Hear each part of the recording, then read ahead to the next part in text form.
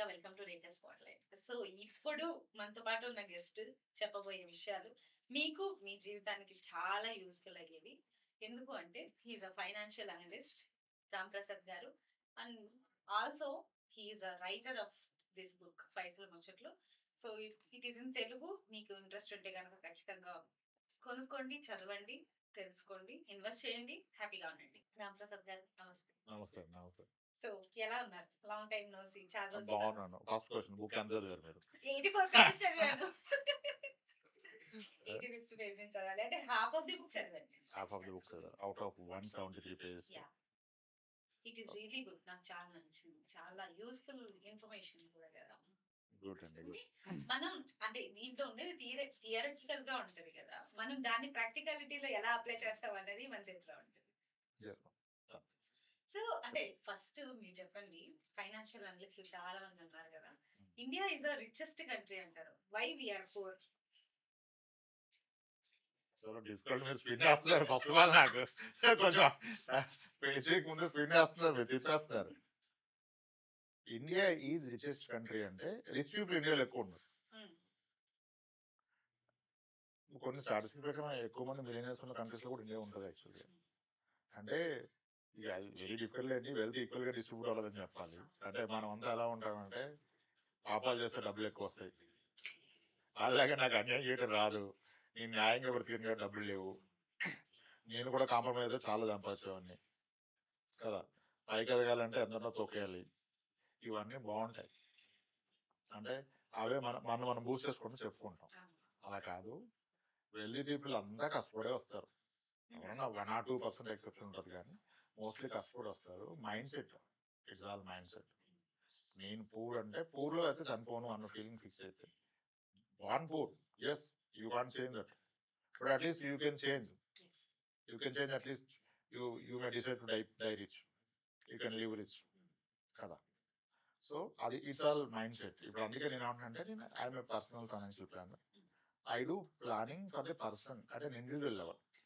ఈ global parameters, socio economic things మాట్లాడడం పెద్దగా ఇష్టం ఉండదు నాకు. ఎందుకంటే those are the things which we can't change, right? మనం చేంజ్ చేయగలమా?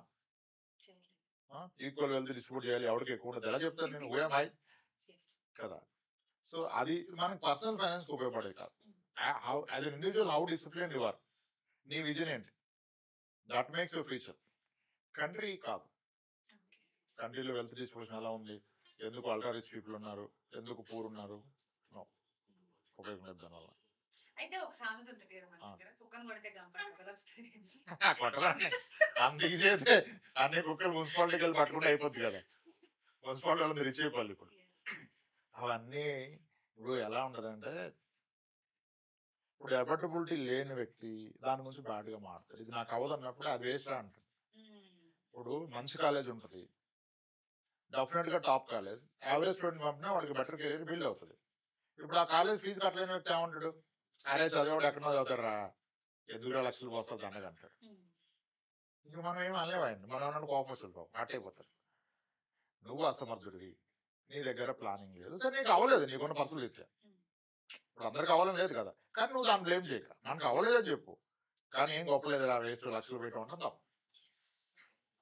ఈ ఆలోచన విధానం వస్తే people will grow in their life and people can also settle their kids in career. Money can't buy happiness. కాదండి, రాంగ్. అది ఇన్ విచ్ వే? అసలు money లేకపోతే హ్యాపీగా ఉంటారు? అసలు ఏమన్నా మూవ్ అవుతుందా? మనం వ్యాలంటైన్స్ అయింది కదా, రూపాయలు లేకపోతే ఎక్స్పెక్ట్ చేయగలరా లవ్ని? ఉన్న వాళ్ళే కదా హ్యాపీగా ఉన్నారు కదా. So that is not 100% true. Few things money may not by, very few things. Maybe honest love అవన్నీ కొన్ని, ఇంకా అవన్నీ నెక్స్ట్ లెవెల్ అండి కాదు, కానీ అవి కొనలేం. కానీ చాలా లవ్ మనీతోనే అవుతాయి కదా, మనీతోనే అవుతాయి కదా. ఒక మీకు లగ్జరీ ట్రావెల్ కావాలంటే it needs money. One express love, it needs money. You one promote your business, it needs money. అసలు మనీ లేకుండా ఏమవుతుంది? వెరీ ఫ్యూ థింగ్స్ అవుతాయి. అట్లీస్ట్ ఇంట్లో మదర్ లవ్, స్పౌస్ లవ్, అవి డబ్బులతో రాకపోవచ్చు. సిస్టర్ లవ్, అవి కానీ మిగిలిన బయట సొసైటీకి అయితే మనీయే కదా. సొసైటీని మనీతోనే కమాండ్ చేయగలుగుతారు. ఇంట్లో మాత్రమే మీరు వేరేదంతా కమాండ్ చేయగలుగుతారు. Money is most critical in one's life. ఆ స్టేట్మెంట్ అయితే 100% కరెక్ట్ కాదు. 100% కరెక్ట్ కాదు. ఇక ఫాల్స్ చెప్పదు కానీ. Personal financial strategy Hmm. ఎలా ప్లాన్ చేసుకోవాలి ఒక ఇండివిజువల్? మీరు ఒక టూర్కి వెళ్ళాలనుకుంటే ఎలా ప్లాన్ చేస్తారో మీ పర్సనల్ ఫైనాన్స్ అలాగే ప్లాన్ చేయాలి. అలాగే ప్లాన్ చేయాలి. టూర్కి వెళ్ళాలంటే మీకు క్లియర్ ప్లాన్ ఉంటుంది. ఎన్ని రోజులు టూర్, ఎక్కడెక్కడ స్టే చేస్తున్నాం, ఎక్కడ అంత ఖర్చు పడుతున్నాం, అక్కడ అవైలబుల్ ఏంటి, దాంట్లో ఏది ఎఫర్ట్ చేయగలం, ఏది చీప్లో బెస్ట్. రిటర్న్ టికెట్ కూడా బుక్ చేసుకోవాలి కదా, వెళ్ళి అక్కడ ఉండిపోకూడదు కదా.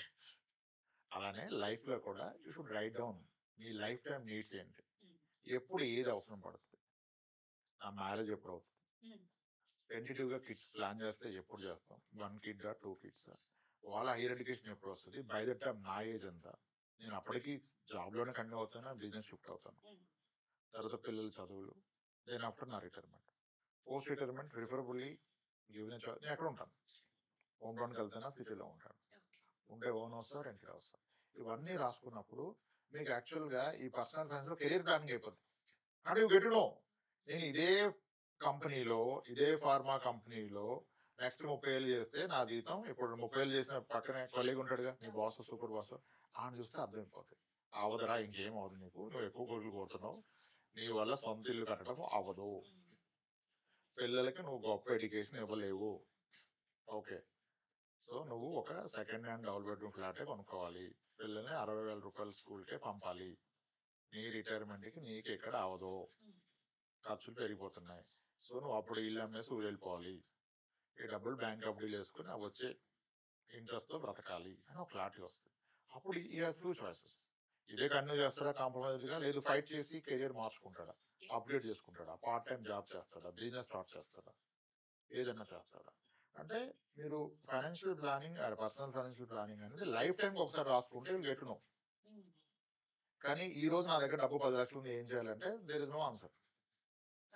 ఈ రోజు నా దగ్గర 1000 రూపాయలు ఉంది, MGBS లో ఏ బస్ ఎక్కాలంటే no answer.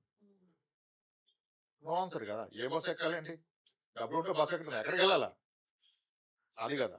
Same it is a clear plan, కానీ హోలిస్టిక్ గా చేయాలి. లైఫ్ టైం కావాల్సినవన్నీ రాసుకుంటే you will get to know the plan.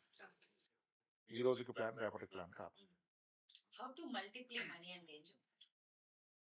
Multiply ఎలా? మల్టిప్లై చెట్టు స్లోగా పెంచాలి కానీ హౌ టు మల్టిప్లై ట్రీ అంటే అవ్వదు కదా.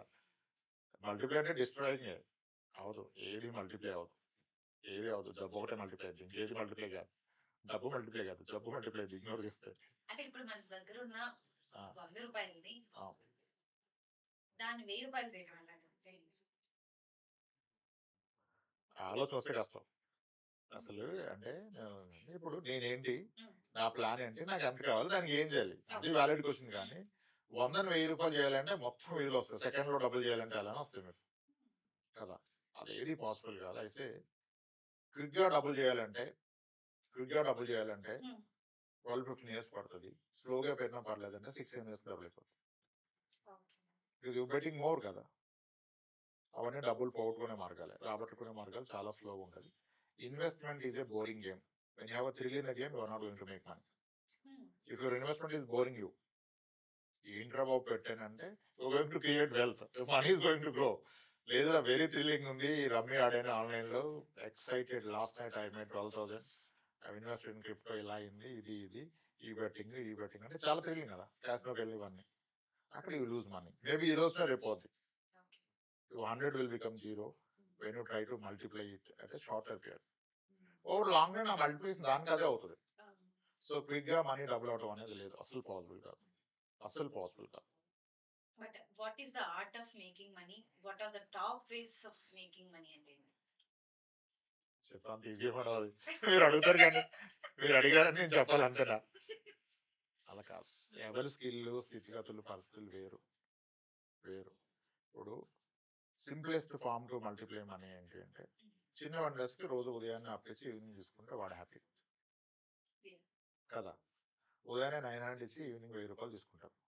ఇప్పటికి వెరీ రిమోట్ లొకేషన్స్లో మీరు ఎక్స్ట్రీమ్స్ ఆఫ్ అవర్ స్టేట్స్ వెళ్తే రిమోట్ ఏరియాలో ఈ రోజు కూడా మార్కెట్కి వస్తారు, సంతలు అంటారు కదా, వాడు ఉదయాన్నే 1000 రూపాయలు అప్పు అడుగుతాడు, వీడు 900 ఇస్తాడు. ఈవినింగ్ అంటే వాడు సరుకులు కొనుక్కొని చేస్తాడు, వాడికి ఒక 300 లాభం వస్తే వీడికి 100 రూపాయలు ఇస్తాడు, 1000 రూపాయలు ఈవినింగ్ కడతాడు. That is 10% interest in a day. అప్పుడు నీ క్యాపిటల్ 7 days లో డబుల్ అవుతుంది, 7 days లో డబుల్ అయిపోతుంది. సరే కాంపౌండింగ్ ఏం లేకపోతే 10 days లో డబుల్ అయిపోతుంది కదా, కానీ అది అంత పాసిబుల్ ఎవరికి అవుద్ది? ఆ చేసి డబ్బులు చేసిన చాలా మంది ఉన్నారు. అది ఆయన ఉన్న ఏరియా, అక్కడ స్థితిగతులు, జనాలు, మళ్ళీ వీడికి కెపాసిటీ ఉండాలి. వీడు అత్యాశపోయి మళ్ళీ వాడికి 1000 రూపాయలు లేదురా నువ్వు గట్టిగా చేయని 10,000 ఇస్తే వాడు బిజినెస్ ఫెయిల్ అయిపోతాడు ఎవడు ఇంక కదా. సో అంటే మన సరౌండింగ్స్ ఏంటి, మన కెపాసిటీ, మన స్కిల్ సెట్, దాన్ని బట్టి. కానీ అలా యూనిక్ గా ఏముండదు, అందరికీ ఇది వర్కౌట్ అయిపోతుంది అంటే అసలు ఉండదండి. అలా మార్గాలే లేవు. But what is the key to financial success అంటే? అదే కన్సిస్టెన్సీ, గ్రీడ్ ఉండకపోవటం, ఫియర్ ఉండకపోవటం, మనీని రెస్పెక్ట్ చేయటం. Should maintain a very good healthy relation with money. మనకి యాక్చువల్గా మూవీ ఇండస్ట్రీలో మారుతారు అందరూ ఫెయిల్యూర్. మీకు మూవీ ఇండస్ట్రీలో అంటే ఒక 40 years బ్యాక్ వెళ్తే మేజర్ స్టార్స్ 85% ఫైనాన్షియల్ క్రైసిస్కి వెళ్ళేది అంటారు అందరూ. మీకు టాప్ మోస్ట్ వాళ్ళు చెప్పే స్టోరీలు వేరు, కానీ మీరు కొన్ని చదివితే తెలుస్తుంది. యాక్చువల్గా పేర్లు ఎందుకు కానీ మనం అంటాం అది ఇది వ్యసనాలు కలవాటి కాదు, వాళ్ళు ఉన్నారు కాకుండా వేరే వాటిలో ఇన్వెస్ట్ చేసి డబ్బులు పోగొట్టుకున్నారు. అమితాబ్ బచ్చన్ గారు 2000కి ముందు ఆయన మిస్ ఇండియా, మిస్ వరల్డ్ ఏవో కాంటెస్ట్లు చేసి ఏదో కార్పొరేషన్ ఏబీసీ ఏదో ఇవన్నీ చేసి జీరో అయిపోయారు. అది 2000 జీరో అయిపోయారు. అప్పుడు కేబీసీలోకి వచ్చి స్టార్ట్ చేసి వాళ్ళు 2012 కల్లా 400 కోట్లు కూడా పెట్టారు.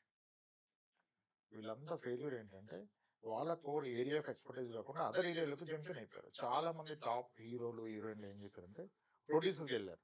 వీళ్ళ స్కిల్ ఇస్ నాట్ ప్రొడక్షన్. అదే హీరోగా చేస్తే డబ్బులు వచ్చాయి ఎంతో కొంత.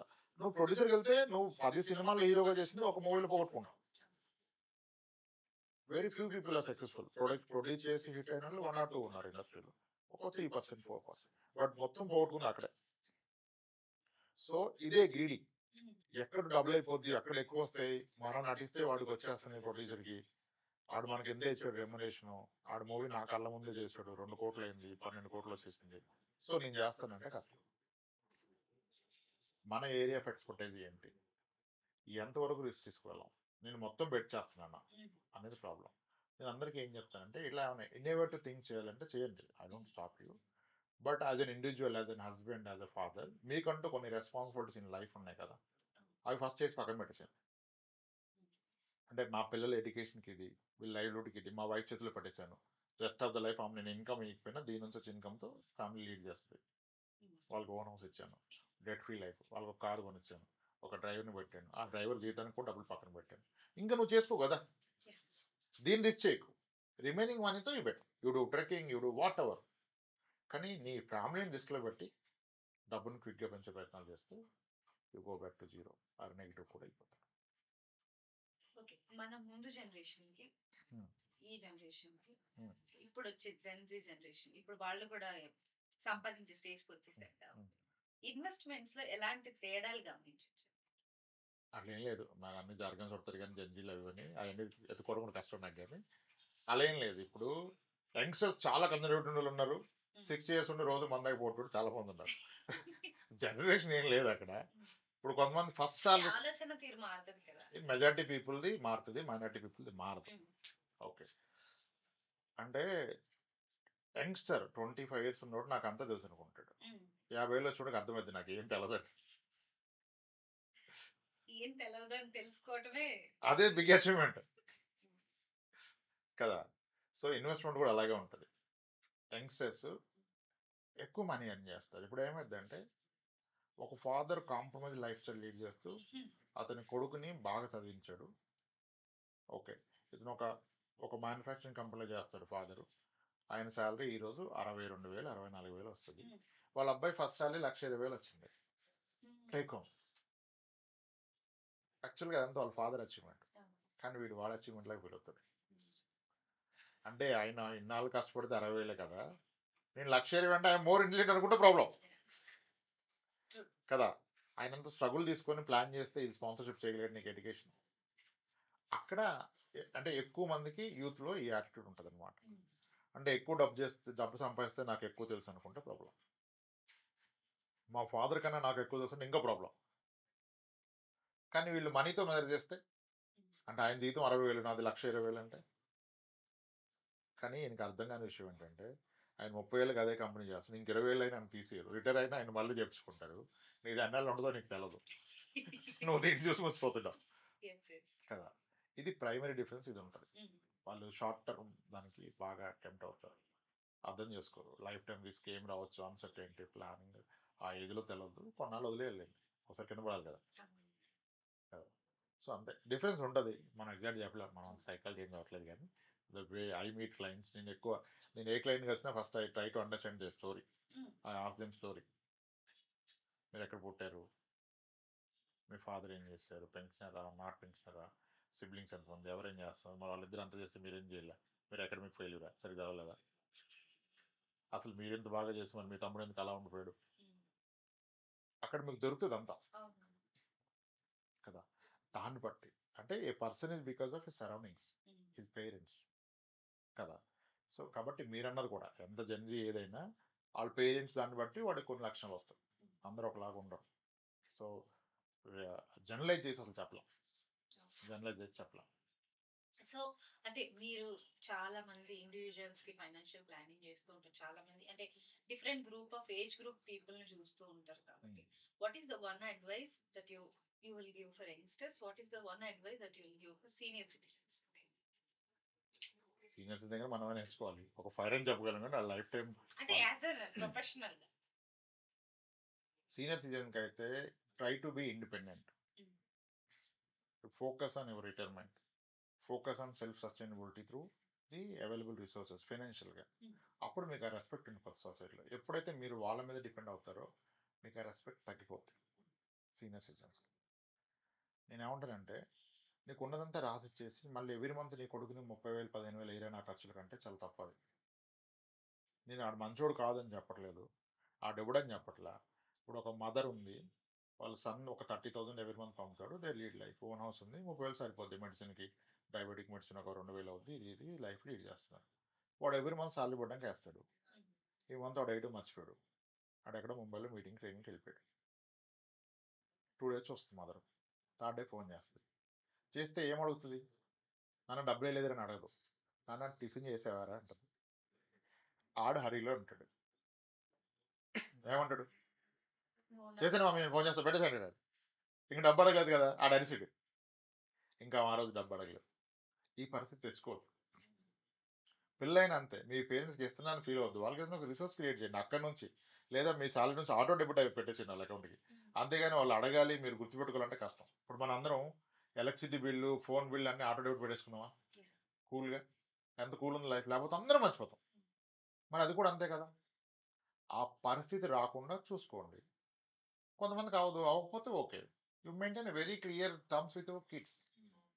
ఫైనాన్షియల్ ఫ్రీడమ్, మీ లైఫ్ స్టైల్కి ఎవరి మీద డిపెండ్ అవ్వకుండా మిమ్మల్ని పోషించుకునేది senior సిటిజన్స్కి advice.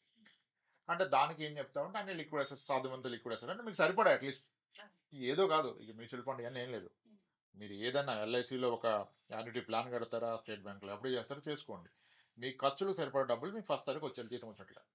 That is advice for senior citizens. Youngsters మీరు సీనియర్ సిటిజన్ చూసి నేర్చుకోండి, వాళ్ళు స్ట్రగుల్ అయితే ఎందుకు స్ట్రగుల్ అవుతున్నారో తెలుసుకోండి, వాళ్ళు హ్యాపీగా ఉంటే ఎలా హ్యాపీగా ఉన్నాడు వీటి ప్లానింగ్ ఏంటో తెలుసుకోండి. ఇప్పుడు చాలామంది వస్తారు, అడుగుతాను మీ పేరెంట్స్ ఏజ్, మా ఫాదర్ 84 ఉంటారు సార్, మదర్ 78 ఉంటారు, ఇద్దరు పెన్షన్ సార్, ఒకళ్ళు పెన్షన్ అంటే ఏంటి సార్ అంత గట్టి అంటే, పెన్షనర్ కాకపోతే 80 దాడతారు ఎవడన్నా, నిజమే సార్ ఈరోజు కాన్ఫిడెంట్ ఉంటుంది సార్, ఇద్దరు పెన్షనర్ సార్ అంటే అర్థం అవట్లేదు అక్కడ మీకు విషయం, ఎంత క్లియర్ విషయం ఉంది దాంట్లో. అది నువ్వు అర్థం చేసుకుంటే నీ జాబ్లో పెన్షన్ లేదు కదా, పెన్షన్ అయితే నా లైఫ్ వస్తుంది. ఇప్పుడు నువ్వు పెన్షన్ ఎలా క్రియేట్ చేసుకోవాలి, ఇప్పుడు ఈపీఎఫ్ డ్రా చేయకుండా ఉంచుకోవటమా, అడిషనల్గా పీపీఎఫ్ కాంట్రిబ్యూట్ చేయటమా, ఏమైనా ఆర్డీలు కట్టడమా, మ్యూచువల్ ఫండ్స్ నేర్చుకుంటే మ్యూచువల్ ఫండ్స్ కట్టడమా, but long term vision um, కదా. సో అక్కడే నేర్చుకోవచ్చు. ఫెయిల్ అయిన చూసి ఎందుకు ఫెయిల్ అయితే తెలుసుకోవచ్చు, చాలా హ్యాపీగా ఉన్న చూసి ఎలా హ్యాపీగా ఉండాలో తెలుసుకోవచ్చు. Youngsters should learn from the seniors, maybe parents, maybe preferably grandparents. Parents are off the way, grandparents almost ఎండుకి వెళ్ళిపోయారు కదా, వాళ్ళ దగ్గర ఎక్కువ లెర్నింగ్ ఉంటుంది. You spend more time with them, వాళ్ళ దగ్గర కూడా చాలా ఉంటుంది. మేబీ ప్రొడక్ట్స్ కొంచెం మారుతాయి, ఫైనాన్షియల్ ప్రొడక్ట్స్, కానీ ముందు ఫిక్స్ చేసుకోవాలి కదా టార్గెట్ ఏంటి, ఆ క్లారిటీ వాళ్ళ దగ్గర వస్తుంది. ఓకే.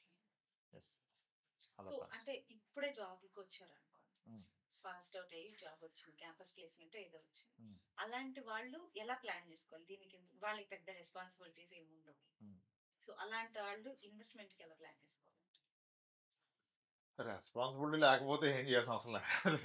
అంటే ఫ్యూచర్ లో రెస్పాన్సిబిలిటీస్ వచ్చే ఛాన్స్ 100% 1000% ఉంటుంది కదా. అది తీసుకోవడం కూడా ఎవరు ఇష్టపడలేదు కానీ కదా. ఇప్పుడు ఎంతవరకు గుర్రాన్ని చెరువు దాకా తీసుకెళ్తే కానీ నీళ్ళు తాగించలేరు కదా, ఇది కూడా అంతే. ఎలా చేసుకోవాలంటే ముందు వాడు చేసుకోవాలి ఇంటెన్షన్ ఉంటే మనం చెప్పొచ్చు. దానికి అగైన్ మళ్ళీ అక్కడికి వెళ్ళిపోతుంది, నేను సరౌండింగ్సే కదా. అల్లుడు ఏంటి, వీళ్ళు ఫాదర్ ఏంటి, మదర్ ఏంటి, ఇప్పుడు ఎవరు డిపెండ్స్ లేడు, పేరెంట్స్ సార్ వెళ్ళా పెన్షనర్స్ వాళ్ళు ఎవరో తీసుకోరు, ఈడ ఒక్కడే. అప్పుడు అడుగుతాం, బ్రదర్ పెళ్లి చేసుకునే ఉద్దేశం ఉందా లేదా, కన్ఫ్యూజన్ ఉంది సార్ అంటాడు కదా. సరే చేసుకుంటే ఏంటి సినారియో, వర్కింగా నాన్ వర్కింగ్ పార్ట్నరా, దాన్ని బట్టి plan. So what is you plan? నువ్వు ఉన్న హౌస్లో ఉంటావా, హౌస్ని అప్గ్రేడ్ చేస్తావా? Or you okay comforting going with the Swift car, or you want upgrade it to the next level car? So at what stage you wanted to have your own big car, 40 lakhs car. నాకైతే చాలా ఇష్టం sir, ఎట్లయినా ఒక 5 yearsలో కావాలంటే, మరి 5 yearsలో 40 lakhs car కొనాలంటే నీ salary ₹1,00,000 ఉంది. 5 years తర్వాత ఇప్పుడు 40 lakhs కార్ అది 50-60 lakhs అవుతుంది. అప్పటికి నీ శాలరీ 2 లక్షలు ఉన్నా నీ కార్ లోన్ రాదురా బాబు, కార్ లోన్కి సరిపడే ఎలిజిబిలిటీ ఉండదు. అయినా life is not just car కదా, ఇంకా అదర్ థింగ్స్ ఏంటి. కానీ యంగ్స్టర్స్ కి ఇప్పుడు వచ్చాం, ఇంకా కార్ కొనేసుకోవాలి, బైక్ కొనేసుకోవాలి. కొన్నాళ్ళు వదిలేయాలండి అందరిని, అది కింద పడ్డదాకా ఉరకనివ్వాలి. మీరు చెయ్యి పట్టుకొని నడిపిస్తాను అది నాకు రాదు, ఆడిని ఏలివ్వాలి, చెయ్యకూడదు ఎవరికి. వేలిస్తే పట్టు, చెయ్యిస్తే మనకి నాకు రాదు కదా, అది ఇంకోటే. వేలే ఇవ్వాలి, చెయ్యకూడదు. చెయ్యిస్తే కష్టమైపోద్ది, చేయిస్తే కష్టమైపోద్ది, వేలిస్తే సేఫ్. వీళ్ళకైనా అంతే, ఎంతవరకు చెప్పండి, మరీ ఎక్కువ తీసుకొని మనం సీరియస్గా లెక్చర్స్ పెడితే ఎవడో వెండి మేడం, ఆడికి ఇంటెన్షన్ ఉన్నప్పుడు వస్తాడు, అప్పుడు కూర్చోబెట్టి చెప్పాలి. సో అంటే ఒక మిడిల్ ఏజ్డ్ పర్సన్ వచ్చే జీతంలో నుంచి ఎంత పర్సెంట్ హౌస్ హోల్డ్ థింగ్స్ కి అలొకేట్ చేసుకోవాలి, ఎంత పర్సెంట్ పిల్లల కెరియర్ కి చేసుకోవాలి, ఎంత పర్సెంట్ సేవింగ్స్ లో వేసుకోవాలి, ఎంత పర్సెంట్ వీళ్ళ కోసం వీళ్ళు దాచుకోవాలి? నేను చెప్పేది బోరింగ్ వచ్చేస్తుంది, మీకు రియాలిటీ చెప్పాలంటే చెప్పండి. ఎంత పడుతుంది ముచ్చటే లేదు అక్కడ, అసలు విషయం అది కాదు. ఎందుకు దాయాలనేది విషయం. ఇప్పుడు మిడిల్ ఏజ్ అన్నాడు కదా మీరు, మిడిల్ ఏజ్ అంటే ఒక 49-50 అనుకుందాం,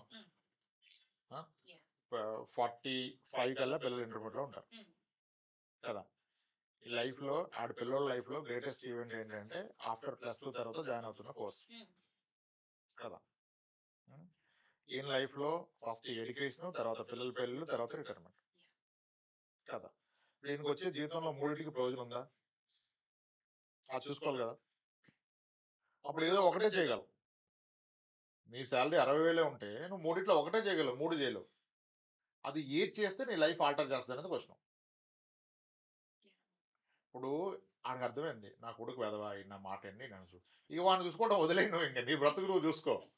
లేదు వీడు మంచోడు, వీడికి మా మీద ప్రేమ ఉంది, ఎఫెక్షన్ ఉంది, కేర్ తీసుకుంటాడు, వాళ్ళ అమ్మ బాబుతో 3 సార్లు ఫోన్ చేస్తాడు, అడుగుతాడు తిన్నారా లేదా, ఫాదర్ని కేర్ తీసుకుంటాడు అంటే ఆడు మిమ్మల్ని చూసుకుంటాడు. అప్పుడు ముందు వాడిని చూసుకోండి, వాడికి ఒక మంచి ఎడ్యుకేషన్ ఇస్తే ఆడు సంపాదిస్తే ఆడు మిమ్మల్ని చూసుకుంటాడు, దాంతో మీరు రిటైర్మెంట్ చేసుకోవచ్చు, ఇల్లు కొనుక్కోవచ్చు. మీకు అర్థమైంది నేను చెప్పింది. ఆ డైరెక్టర్ రాంగ్ వదిలేయండి. కానీ మీరు ఇన్నాళ్ళు కష్టపడి 45 ఏళ్ళకి 60,000 జీతంలో ఉంటే మీకున్న ఒకే ఒక ఆపర్చునిటీ మీ కొడుకు, వాడిని డైరెక్ట్గా 60,000కు ₹1,00,000 జీతంకి తీసుకెళ్ళచ్చు, వాడిని స్పాన్సర్ చేస్తే. మీ దగ్గర ఉన్న డబ్బులు వేరే దేనికి సరిపోతే మీరు ఇటు చదువు చూసుకోవాలి, ఇంక వేరే ఏం చూసుకోకూడదు. ఇప్పుడు మనకి అవనప్పుడు మన అబ్బాయే మన retirement fund, nothing wrong in that. మరి ఇంకా మీకు అవ్వదు కదా. ఇప్పుడు అబ్బాయి మంచోడు అయినా వాడికి సపోర్ట్ ఉన్న రిటైర్మెంట్ ఫండ్ దాచుకుంటానంటే నువ్వు రిటైర్ అయినా వాట్సాప్లో కదా నేను ప్రశాంతంగా ఉంచడు. మేబీ నిన్ను ఏదైనా చేసి కూడా వాడు సెటిల్ అవ్వచ్చు. ఏమన్నా చేసి కూడా అంతే కదా, మరి ఏం చేస్తారు ఎవరికైనా. ఓకే. వయసులో పెద్దవాళ్ళ మీద కన్నా చిన్నవాళ్ళ మీద ప్రాణం ఎక్కువ ఉంటుంది మేడం. అది ఈ సహజం, అది దాన్ని మనం వేరేలాగా తీసుకోకూడదు కానీ. సో వాడి భార్య పిల్లలు ఎక్కువైపోతారు తల్లిదండ్రుల కన్నా కదా. కాబట్టి చాలా కేర్ఫుల్గా చేయాలి. ఇట్లా జర్నలైజ్డ్ అంటే నాకు అదే వస్తుంది. అలా అవ్వదు. ఎంత పర్సెంటేజ్ ఎక్కడ అసలు వాడికి తిండికే సరిపడినప్పుడు ఇంకా దేనికి ఎలా చేస్తాడు. ముందు హెల్త్ పోకుండా క్వాలిటీ తిండి తినాలి, మిగిలితే చదువుకు పెట్టాలి. అది కూడా అయిపోతే రిటైర్మెంట్కి పడాలి. ఇక పర్సంటేజ్ నేను లెక్కలేదు. అసలు పర్సంటేజ్ అనేది రాంగ్. జర్నలైజ్ 30, 40 ఇంత సేవ్ చేయాలి. ఎలా అయితే ఇంత సేవ్ చేయడం అందరికి అవుతుందా?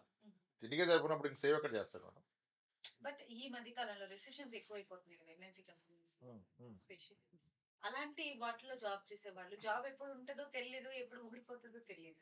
అలాంటప్పుడు వాళ్ళకి అట్లీస్ట్ ఇంకొక ఇది సడన్ గా పోయింది అంటే ఈ రోజు ఇంకొక 2 నెలలు పట్టొచ్చేమో కొత్త జాబ్ రావడం, 3 నెలలు పట్టొచ్చు. ఈ 3 నెలల సర్వైవల్ కి ఎలా సేవ్ చేసుకోవాలి, ఏ ప్లానింగ్ ఉంటుంది? ఫస్ట్ థింగ్ ఇప్పుడు 40 ఏళ్ళకి జాబ్ పోయింది మేడం. ఇతను జాబ్ ఎక్కింది 25, 15 ఇయర్స్ జాబ్ చేశాడు. ఆయన కూడా అంటాడు ఇప్పుడు నా జాబ్ పోతే పరిస్థితి ఏంటంటే, అసలు నువ్వు 15 ఏళ్ళు ఏం చేసావు? ఈరోజు జాబ్ పోతే ఏంటంటే ఎవరు ఫెయిల్యూర్. 15 ఇయర్స్గా చేసింది ఎక్కడ పెట్టావు? ఉన్నాయి సార్ మనకు కూడా ఒక 4 కోట్లు రాజుల్లో అక్కడ ఇక్కడ కొన్నాం కదండి అంటాడు. అరే అన్ని కొన్నావురా, నీకు తినలేదు కదా నెక్స్ట్ మంత్ చెప్పు. 4 కోట్లు ఉంది, అది చెప్పి పెళ్లి చేసుకున్నావు.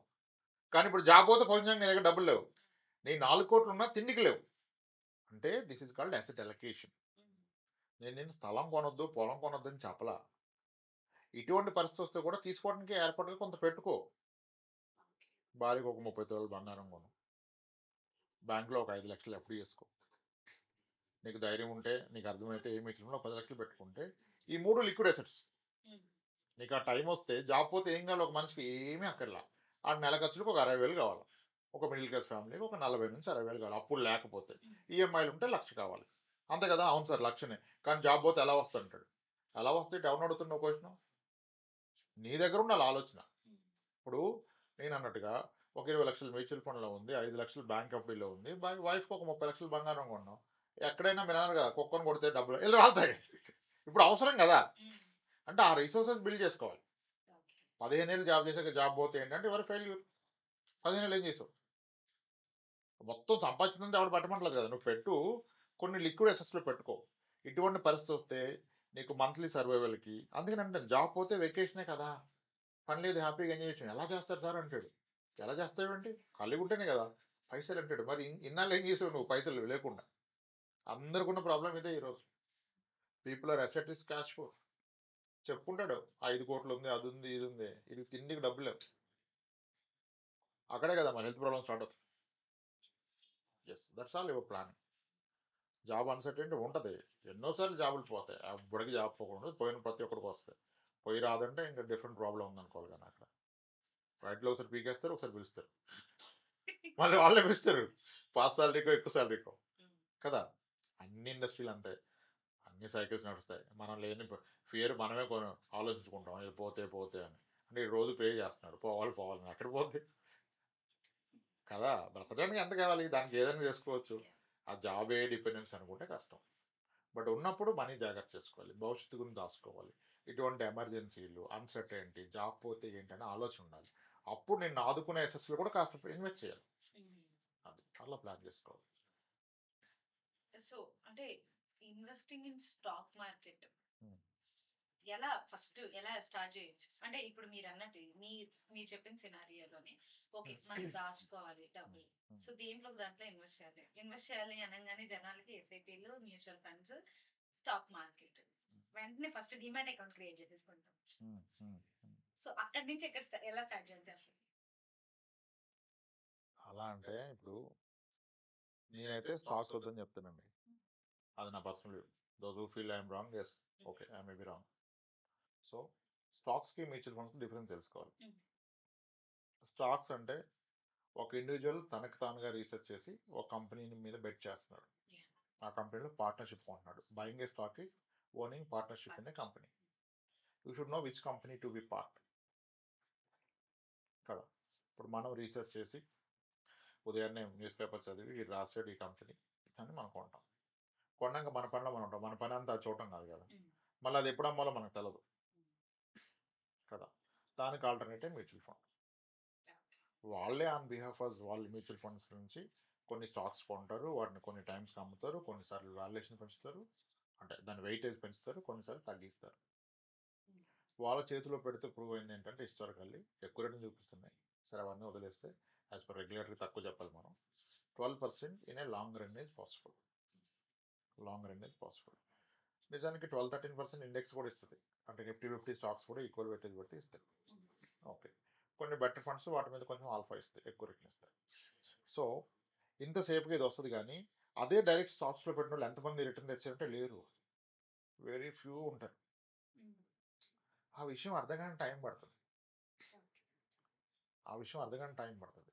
ఇప్పుడు మీ old time is not on investing, మీ expertise is not this, your education is not this. If still you want to choose it as a path, career path, yes, you should get into stock investment. No, you want to be a full-time IT employee, full-time pharma employee, full-time manufacturing industry చేస్తావు, teaching చేస్తావు, అది పెంచుకుంటే నీకు డబ్బులు వస్తాయి. కానీ teaching skill నేను వచ్చి స్టాక్ మార్కెట్లో నాలెడ్జ్ పెంచుకుంటాను వస్తాయంటే వస్తాయి. ఇప్పుడు టీచింగ్లో మీరు చూడండి, lakhs of rupees per month earn చేస్తారు. యూట్యూబ్లో చెప్పి, అక్కడ చెప్పి, ఎన్ఆర్ఐ కిడ్స్ చెప్పి, రోజంతా స్కూల్లో చేసినోడికి ఏమో 20,000 వస్తుంది, రోజుకి 2 గంటలు చెప్పి కూడా 60,000 సంపాదిస్తారు. ఇంకా ఆన్లైన్లోకి వెళ్ళి బాగా సంపాదిస్తారు. అంటే they improve they skill. It's not that they people ఎవడు ఫ్రీగా ఇవ్వడు, ఎవడో ఎక్స్ట్రా మనీ పే చేయడు ఎవరికినో. మీరు మీ స్కిల్ పెంచుకొని డబ్బు పెంచుకోవాలి. కానీ నేను ఇన్వెస్ట్మెంట్ చేసి డబ్బు పెంచానంటే అవదు అంటాను. So full time trading, investment trading research చేసే వాళ్ళు వేరు. కానీ మనం ఫుల్ టైం కానప్పుడు దాంట్లో దిగొద్దు అని చెప్తున్నాను. Mutual fund is the easiest way, best way, highly regulated way, safe, secure, transparent. At least 12% అయితే చూడగలుగుతారు లాంగ్ టర్మ్లో. స్టాక్స్లో మేబీ ఇమీడియట్గా 50% చూడొచ్చు, 100 చూడొచ్చు, రేపు అది మళ్ళీ రివర్స్ అయిపోయి 0 కూడా అవ్వచ్చు. ఒకవేళ స్టాక్స్ చేస్తే continuous monitoring is much more important. Madam ఇప్పుడు ట్విన్స్ పుడితే ఇబ్బంది పడిపోతారు పేరెంట్స్, ఎందుకంటే ఇద్దరికి ఒకేసారి డైపర్ మార్చడం, వాడిని టీని పట్టుకోవడం కష్టం కదా. ఒక పెన్నులను ఎలా చూస్తారో ఒక స్టాక్ని అలాగే చూసుకోవాలి. ఎన్ని స్టాక్స్ మీరు పోషించగలుగుతారు, ఎక్కడైనా చేస్తారు. అవైలబుల్ డేటా కరెక్ట్ కాదు. గో ఈ సోకాల్డ్ మ్యూచువల్ ఫండ్ హౌసెస్ కూడా స్మాలెస్ట్ ఫండ్ హౌస్లు వాళ్ళ దగ్గరే ఒక ఈక్విటీ సిఐఓ, డెట్ సిఐఓ, ఒక ఓవరాల్ కంపెనీ సిఇఓ, అనలిస్టులు, fund manager, assistant fund manager ఇంతమంది ఉంటే వీళ్ళు ఇంత చేసి కూడా సరిపోవట్లేదని చెప్పి బయట నుంచి డేటా రీసెర్చ్ చేసే వాళ్ళ దగ్గర డేటా కొంటారు, రీసెర్చ్ డేటా. దానికి they spend around yearly 100 crores. అంటే నెక్స్ట్ లెవెల్లో ఉంది అది. మనం ఒక ఇండివిజువల్ నేను ట్విట్టర్లో చూసి ఫాలో అవుతా, ఇక్కడ అనలిస్ట్ అంటే ఇంకా హెల్ప్ దెమ్. అది మన ఒపీనియన్. లేదు you are wrong, I will prove you wrong, I will be more happy that you make money in stock market, invest చేసుకోండి, I will be more happy, yes I'm wrong అని నేను ఒప్పుకుంటాను. కానీ ఆ chances are 5%. Yes there are people making more money, but వాళ్ళు 5%, out of 100 5, but remaining 95 losing their money, in turn losing their career, their life, relation. అవసరమా? ఇప్పుడు డబ్బు రావచ్చు మేడం, స్టాక్ మార్కెట్లో డబ్బు రావచ్చు, మంచి ట్రేడ్స్ తీసుకొని రావచ్చు. కానీ ఆ డబ్బు మీ గోల్ ఓన్లీ డబ్బు అయినప్పుడు, క్విక్ మనీ అయినప్పుడు దాంతోపాటు మీకు జబ్బులు వస్తాయి. డబ్బు వస్తే ఖర్చు పెట్టచ్చు, ఒక మంచి కారు కొంటే 1 రూపాయలు కొద్దిగా, కానీ జబ్బు వస్తే ఖర్చు పెట్టగలవా? తగ్గదు కదా. అయినా కొన్ని డిసీజెస్ తక్కువ కదా.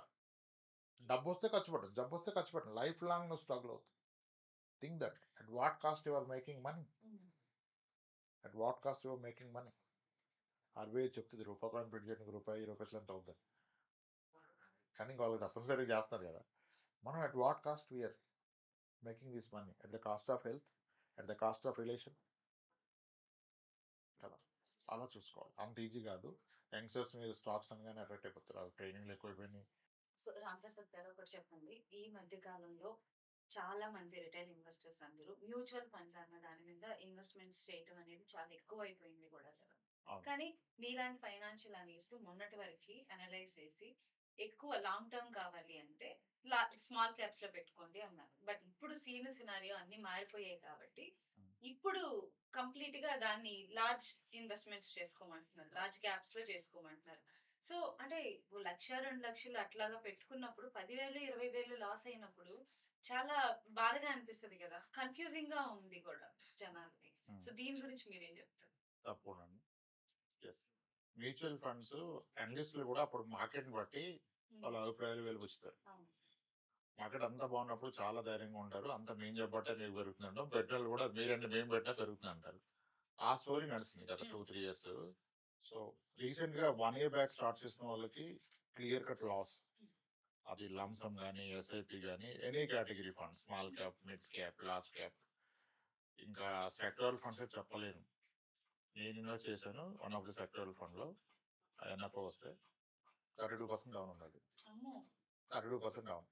నా పర్సనల్ ఇన్వెస్ట్‌మెంట్. సో నాకు సెక్టరల్ లంసమ్ పెట్టం గానీ ఎన్ఎఫ్ఓలో సరే చూద్దామని చెప్పి నేను పెట్టాను. నాతో పాటు ఒక ఇద్దరు క్లయింట్స్ మాత్రం పెట్టించాను. మా ముగ్గురికి ఈరోజు 32% డౌన్ ఉంది. ఆ పర్టిక్యులర్ సెక్టరల్ ఫండ్. యెస్. అంటే ఇప్పుడు వాళ్ళిద్దరికి ఎందుకు పెట్టానంటే వాళ్ళు లాంగ్ టర్మ్ ఇన్వెస్టర్స్. వాళ్ళకి తెలుసు చెప్పేసి ఆ sectoral fund already full valuation సెక్టర్లో ఎంటర్ అవుతున్నాం. పడితే పడొచ్చు అని చెప్పాను. సరే రామకృష్ణ అన్నారు. నేను కూడా పెడుతున్నాను పెట్టాను. ఇప్పుడు మాకు 32% డౌన్ ఉంది. అలాగే ఉన్నాం. ఇంకా మేము యాక్షన్ తీసుకోలేదు అన్నమాట. ఓకే. అయితే మీరు అన్నట్టుగా ఫస్ట్ టైం ఇన్వెస్టర్స్ వచ్చి అంటే వాళ్ళు రిటర్న్స్ ఎక్స్పెక్ట్ చేసి వచ్చారు. Anyone invest for returns. ఇప్పుడు ఆ రిటర్న్స్ ఎక్స్పెక్ట్ చేసి వచ్చినప్పుడు వాళ్ళ ఇనిషియల్ ఎక్స్పీరియన్స్ నెగిటివ్ రిటర్న్స్ వచ్చేసి అక్కడ పానిక్ అయిపోతున్నారు. కొంతమంది ఏమో ఎర్లీగా చాలా హ్యాపీ. నేను అంటే లంసమ్ మనీ అంటే వన్ టైం ఇన్వెస్ట్మెంట్స్ వచ్చినప్పుడు బిగ్గర్ అమౌంట్ వచ్చినప్పుడు నేను ఏం చేస్తానంటే అసలు ఈక్విటీ ఫండ్స్ పెట్టను. మ్యూచువల్ ఫండ్స్ లో హైబ్రిడ్ ఫండ్స్ అని ఉంటాయి. That is mix of debt and equity. Corporate bonds వాటిలో పెట్టి కొంచెం ఇట్లా పెడతారు 65 ఈక్విటీ పెట్టి వాటిలో పెట్టాం. అవి కూడా last 2 years barring last 6 months ముందు చూస్తే వాళ్ళకి 2 ఇయర్స్ రిటర్న్ అరౌండ్ 23, 26, 28 ఉన్నాయి. ఇయర్లీ 28% రిటర్న్ ఉంది. అటువంటిది ఈ రోజు ఈ కరెక్షన్ అయ్యాక లాస్ట్ 6 మంత్స్ లో 14% ఇండెక్స్ లో కరెక్షన్ అయ్యాక ఆ 28% రిటర్న్ కాస్త ఈ రోజు 9% రిటర్న్ పడిపోయింది. సో వాళ్ళు పానిక్ అవుతుంది సార్ వచ్చిన లాభం అంతా కళ్ళ ముందే వెళ్ళిపోయింది అంటున్నారు. ఈ కొత్తగా 1 ఇయర్ బ్యాక్ వచ్చిన వాళ్ళు ఎస్ వీళ్ళు ఎస్ఐపి చేస్తే కూడా ఎస్ఐపి రిస్క్ ఉన్నదంటే 1 ఇయర్ ఎస్ఐపి పెట్టాక ఈ రోజు మళ్ళా అది తగ్గిపోయింది. ఒక 8%, 10% డౌన్ ఉంది. ఇది మ్యూచువల్ ఫండ్ ఇన్వెస్టర్స్ కి. అదే మీరు స్టాక్ లో ఇన్వెస్ట్ చేసిన చూసారనుకోండి, స్టాక్ ఇన్వెస్టర్స్ ని మనకి స్టాక్ మార్కెట్ నిఫ్టీ 500 స్టాక్స్ లో 60% అబౌవ్ పడిపోయిన స్టాక్స్ ఆల్మోస్ట్ ఒక 30 ఉన్నాయి. 60% అబౌవ్, 30% పడిపోయిన కుప్పలు ఉన్నాయి, కోకోల్లో ఉన్నాయి. కానీ మ్యూచువల్ ఫండ్స్ అట్ ఫండ్ లెవెల్లో హార్డ్లీ ఎస్ సెక్టరల్ ఫండ్స్ పడి ఉండొచ్చు 20-30 కానీ మిగిలిన ఫండ్స్ అన్ని 10, 12, 13% పడ్డాయి, 8%, 6% పడ్డాయి. Still safe. అయితే ఏ సేఫ్ అయినా మనీ తగ్గితే ఎవరికి కూడా అక్సెప్టబుల్ కాదు, కష్టంగా ఉంటుంది. అయితే ఇక నా పాయింట్ ఏంటంటే నా intention is not to make them panic. At the same time over confidence ఇవ్వదలుచుకోలేదు. మ్యూచువల్ ఫండ్స్ డెఫినెట్ గా మనకి అడ్వర్టైజ్మెంట్ స్టార్ట్ అవుతుంది కదా, subject to market risk. Mutual funds లో రిస్క్ ఉంటుంది.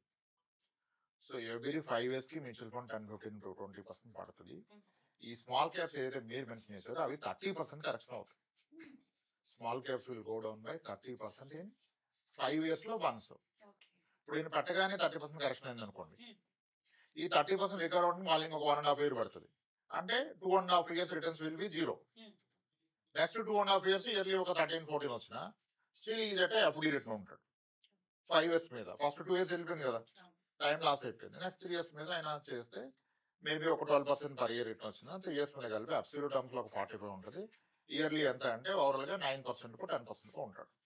Still that is a better bet. ఎందుకు నేను bank apply చేస్తే 7 వస్తుంది కదా, ఇక్కడ 9, 10 వచ్చింది కదా. కానీ ఈ పడ్డప్పుడు ఎమోషన్స్ ఎలా కంట్రోల్ చేస్తారు కదా. సో చాలా మంది మ్యూచువల్ ఫండ్స్ రికమెండ్ చేసినప్పుడు ఆనెస్ట్ గానే చేస్తారు. అప్పుడు వాళ్ళకి కూడా కాన్ఫిడెన్స్ ఉంటుంది అనమాట. ఈ స్మాల్ క్యాప్స్ ర్యాలీ చూసి ఏం కాదు అనేది స్మాల్ క్యాప్ దూకేసేంటి బాగుంటుందని చెప్తారు. నేనైతే ఎప్పుడు ఆ ప్రయత్నం చేయలే. నేను ఒక వ్యక్తి 100 రూపాయలు పెడతానంటే దాంట్లో ఒకప్పుడు 20 రూపాయల వరకు స్మాల్ క్యాప్ పెట్టేది. స్మాల్ క్యాప్ బాగా పెరుగుతున్నప్పుడు ఇప్పుడు 10, 15 రూపాయలు పెడుతున్నాం. ఇప్పుడు నేను పెట్టాలనుకోండి, నాకు 1,00,000 జీతం వస్తుంది. నేను అన్నింట్లో నా అడ్జస్ట్మెంట్స్ నేను చేసుకొని నేను ఎడ్జ్ ఆఫ్ ది పాయింట్ లో బతుకుతూ ఒక 10,000 పర్ మంత్ సేవ్ చేసుకోవాలి అన్న దాని మీద సిప్ పెట్టాను అనుకోండి. సో 10,000 పర్ మంత్ అంటే సంవత్సరం వచ్చేసరికి 1,20,000 అవుతుంది. సో అప్పుడు ఎలా ఉంటాయి చెప్పండి సార్? అంటే మ్యూచువల్ ఫండ్స్ లో మల్టిపుల్ కేటగిరీస్ ఉంటాయండి. Small, mid, large, multi, flexi చాలా ఉంటాయి. ఇంకా హైబ్రిడ్ చాలా. అయితే ఇప్పుడు నేను పెడితే ఎలా ఉంటుంది కాదు, నేను ఎందుకు పెడుతున్నా పర్పస్ ఇస్ మోర్ ఇంపార్టెంట్. ఒక 10 years క్లియర్ గా పెడతాను నేను. నా purpose is buying a house. 10 years తర్వాత నా హౌస్ డౌన్ పేమెంట్ కి పనికి రావాలంటే అప్పుడు 1-2 years లో పడిపోతే మీకేం పెయిన్ లేదు కదా. 1-2 years లో కరెక్షన్ అవుతుంది. మీరు 2.4 lakhs in 2 years పెట్టాక మార్కెట్ కరెక్ట్ అయితే 2.4 lakhs invested money will become 2 lakhs or 1,80,000.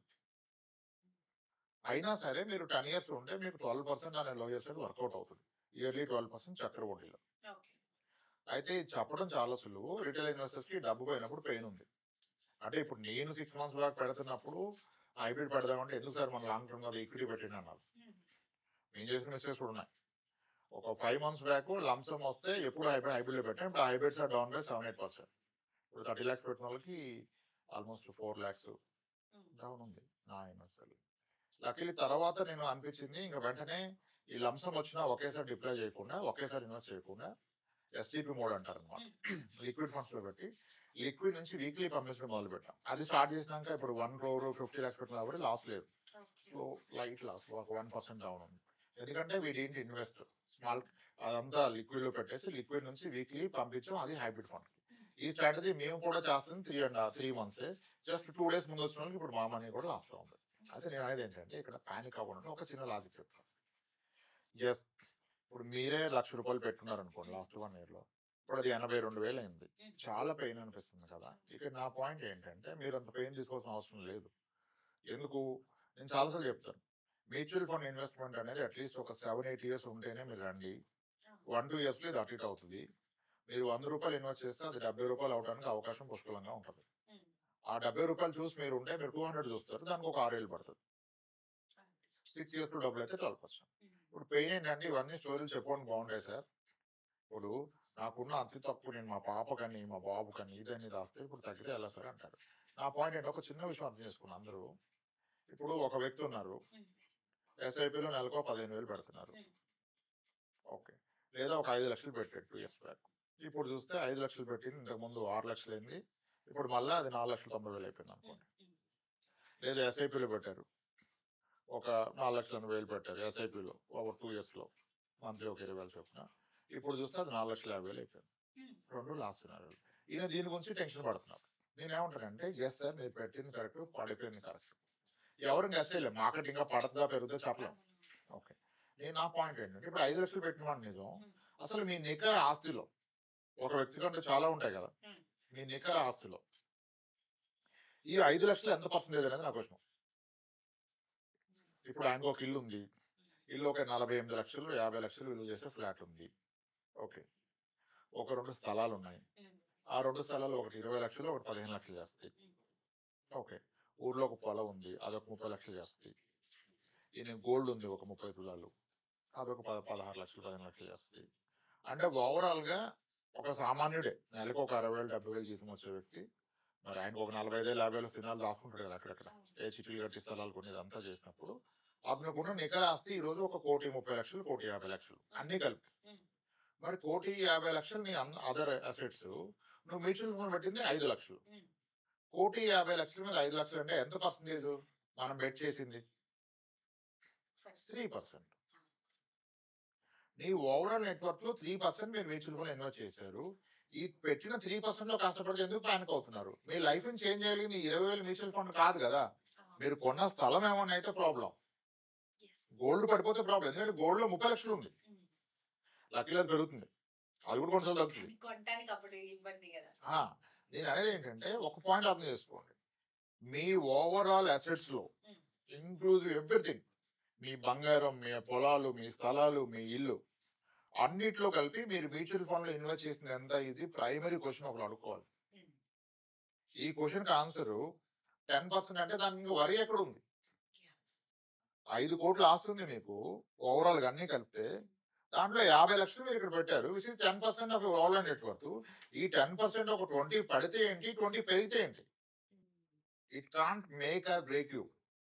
All that can make is me biggest exposure ఎక్కడ ఉంది? మీ స్కిన్ ఇన్ ద గేమ్ ఎక్కడ? రియల్ ఎస్టేట్ కదా. అది తగ్గితే పెరిగితే మీ జీవితం మారుతుంది. 10-20 ఏం మారుతుంది? సో షార్ట్ టర్మ్ అది అర్థం చేసుకోండి. మీరు ఒకవేళ మీకున్న ఆస్తి 2 కోట్లు, ₹1 mutual fund, yes you need to panic. కానీ అలా పెట్టుకోవడం చాలా తక్కువ మంది.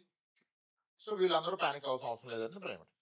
నెక్స్ట్ మనం ఎప్పుడు నేను చెప్తాను, చాలా వీడియోలు చెప్పాను, ఎక్కడికి వెళ్ళినా, ఏ ఛానల్కి వెళ్ళినా, mutual fund is for long term, short term కి రాంగ్. షార్ట్ టర్మ్ కి రాంగ్. నేనేం చెప్తానంటే 2 years కి bank FD is most safe. Bank లో ఎఫ్డి చేస్తే 2 years కి సేఫ్, రిస్క్ ఉండదు, అంత ఈజీగా ఏం డిఫాల్ట్ అవ్వదు. వాళ్ళు చెప్పిన 6-7% అయితే గ్యారంటీగా వస్తుంది. బట్ 10 years కి బ్యాంక్ ఎఫ్డి ఈజ్ రాంగ్. ఎందుకు రాంగ్ అంటే వాళ్ళు చెప్పిన 6-7 వస్తుంది. On the other side inflation 6-7 ఉన్నప్పుడు, మీ రూపాయి యొక్క కొనుగోలు శక్తి 7% పడిపోతున్నప్పుడు, నీ పెట్టుబడి 6-7 పెరిగితే you get nothing. So 2 years కి రాంగ్, 10 years కి right. On the other side I say the reverse is for mutual fund. Mutual fund is wrong for 2 years. I mean equity mutual fund. But for 10 years it is right. But చాలా మంది employees 5,000 6,000 అట్లాగా phone pay లో కూడా investments కదా SIP. So దాంట్లో 5,000 per month ఇలా పెట్టుకుంటే 3 years కి ఇలా ఉన్నాయి కదా. సో దాని వల్ల వచ్చే బెనిఫిట్ ఏంటంటారు? 2 years అనేది మీకు వేస్ట్ అన్నారు. 2-3 years కి మీకు నెగటివ్ రావచ్చు, పాజిటివ్ రావచ్చు. Okay, we can't predict. We can't predict, but 10 years you can predict it to be positive. Okay. So అందుకని ఆబ్జెక్టివ్, గోల్ బేస్, పర్పస్ ఏంటి, అంత టెన్యూర్ ఉంటే రాండి. ఇప్పుడు నేను ఏమంటాను, 2 years కి మ్యూచువల్ ఫండ్ ఇస్ రాంగ్ అని టెల్. మీ గోల్ ఒకవేళ మీరు 10 years నుంచి ఇన్వెస్ట్ చేస్తున్నారు, 2026 లో మా పాప మ్యారేజ్ ఉంది, ఎడ్యుకేషన్ ఉంది, 24 లోనే బయటకు వచ్చేయాలి, ఉండొద్దు. ఎందుకంటే లాస్ట్ మినిట్ లో మార్కెట్ కరెక్షన్ అయితే కష్టం కదా. లేదంటే చాలా క్లోజ్ గా మాట్లాడాలి, ఒక రూల్ పెట్టుకోవాలి. నాకు వచ్చిన ప్రాఫిట్ లో 5% అయితే నేను బయటకు వెళ్ళిపోతాను రూల్ పెట్టుకోవాలి. అంటే ఇన్నాళ్ళు ప్రాఫిట్ వచ్చింది కాబట్టి గోల్ దగ్గరకు వస్తున్నప్పుడు ఎగ్జిట్ అవ్వాలి. మ్యూచువల్ ఫండ్స్ లో రిటైల్ ఇన్వెస్టర్స్ ప్రాబ్లం ఏంటంటే, mutual fund is ideal for 6-7 years అని చెప్తాం. ఇంకా లాంగ్ టర్మ్, ఎంత లాంగ్ ఉంటుంది 10 years 12 years చెప్తాం. కానీ యావరేజ్ గా ఒక పోర్ట్ఫోలియో లైఫ్ స్పాన్ 2 years. అంటే రిటైల్ ఇన్వెస్టర్ మ్యూచువల్ ఫండ్ లో పెడితే ఒక 2 years తర్వాత ఆయన నిర్ణయం తీసుకుంటాడు. పెరిగింది అనుకోండి, చాలా బాగా పెరిగిందిరా, ఇంక తీసి అంటాడు ఫ్రెండ్, అవునరా మనం అనుకున్నాం కానీ ఆల్మోస్ట్ 1,60,000 అంటే మంచి రిటర్న్ కదా, ఇంక తీసే తీసుకోవద్దు అంటాడు. పర్ఫెక్ట్. అదే తగ్గింది అనుకోండి, ఒరే ఏం ఉపయోగం రా, 2 years పెట్టి ఏం లేదు తీసేయమంటాడు. పెరలేదు తగ్గలేదు అలాగే ఉంది అనుకోండి, ఎందుకులో పెట్టి బ్యాంక్ లో వేసుకున్నా 6 వచ్చి అంటే in any case your taking out money. ఎందుకంటే నీకు పర్పస్ లేదు. కానీ ఎఫ్డీలో పెట్టినంత ఇది మా మనవరాలు పెళ్లికి, మా అమ్మాయి చదువుకి సేఫ్ కావాలి, నాకు 5 లక్షలు పెడితే 7-8 years డబుల్ అయిపోతుంది కదని పెడుతున్నారు. అదే ఆలోచన కనుక మీకు మ్యూచువల్ ఫండ్స్ ఉంటే, మ్యూచువల్ ఫండ్ లో ఎప్పుడు మీరు ప్యానిక్ అవ్వరు. ఇప్పుడు గోల్డ్ కొంటే నా టార్గెట్ ఏంటి, మీకు ఎంత గోల్డ్ ఉందని అడుగుతాను. నాకు 20 తులాలు ఉంది, 40 తులాలు ఉంది అంటారు, కానీ రేట్ ఎంత ఉంది ఎవరు చెప్పరు. రేట్తో ఏం సంబంధం, ఎందుకంటే అమ్మేది కాదు కదా, ఉంచుకుంటాం కదా ఎక్కువ రోజులు, కానీ అవసరం వచ్చినప్పుడు తీస్తాం. అలానే మ్యూచువల్ ఫండ్స్ కూడా మన టార్గెట్ ప్రైస్ కాదు, యూనిట్స్. మీరు గోల్డ్ కొంటే ఇన్ని గ్రాములు కొంటున్నారు, మ్యూచువల్ ఫండ్ లో ఇన్ని యూనిట్స్ కొంటున్నారు. ఆ యూనిట్స్ పెరగాలి కదా. ఇప్పుడు మార్కెట్ పడ్డప్పుడు యూనిట్స్ ఎక్కువ వస్తాయి. ఇప్పుడు గోల్డ్ తీసుకోండి, ఒక 3-4 months బ్యాక్ కి ఇప్పటికి తులం మీద ఖచ్చితంగా 7-8 వేలు అయితే పెరిగింది కదా. పెరిగింది. సో ఇదే రేంజ్ లో మ్యూచువల్ ఫండ్స్ లో ఇన్వెస్ట్ చేసినప్పుడు, ఎస్ఐపి లో ఇన్వెస్ట్ అలా చాలా పెరిగిన రోజులు ఉన్నాయి. ఇప్పుడు మన వాళ్ళంతా ఏం చేస్తారంటే రీసెంట్ రిటర్న్స్ బట్టే నిర్ణయాలు తీసుకుంటాం.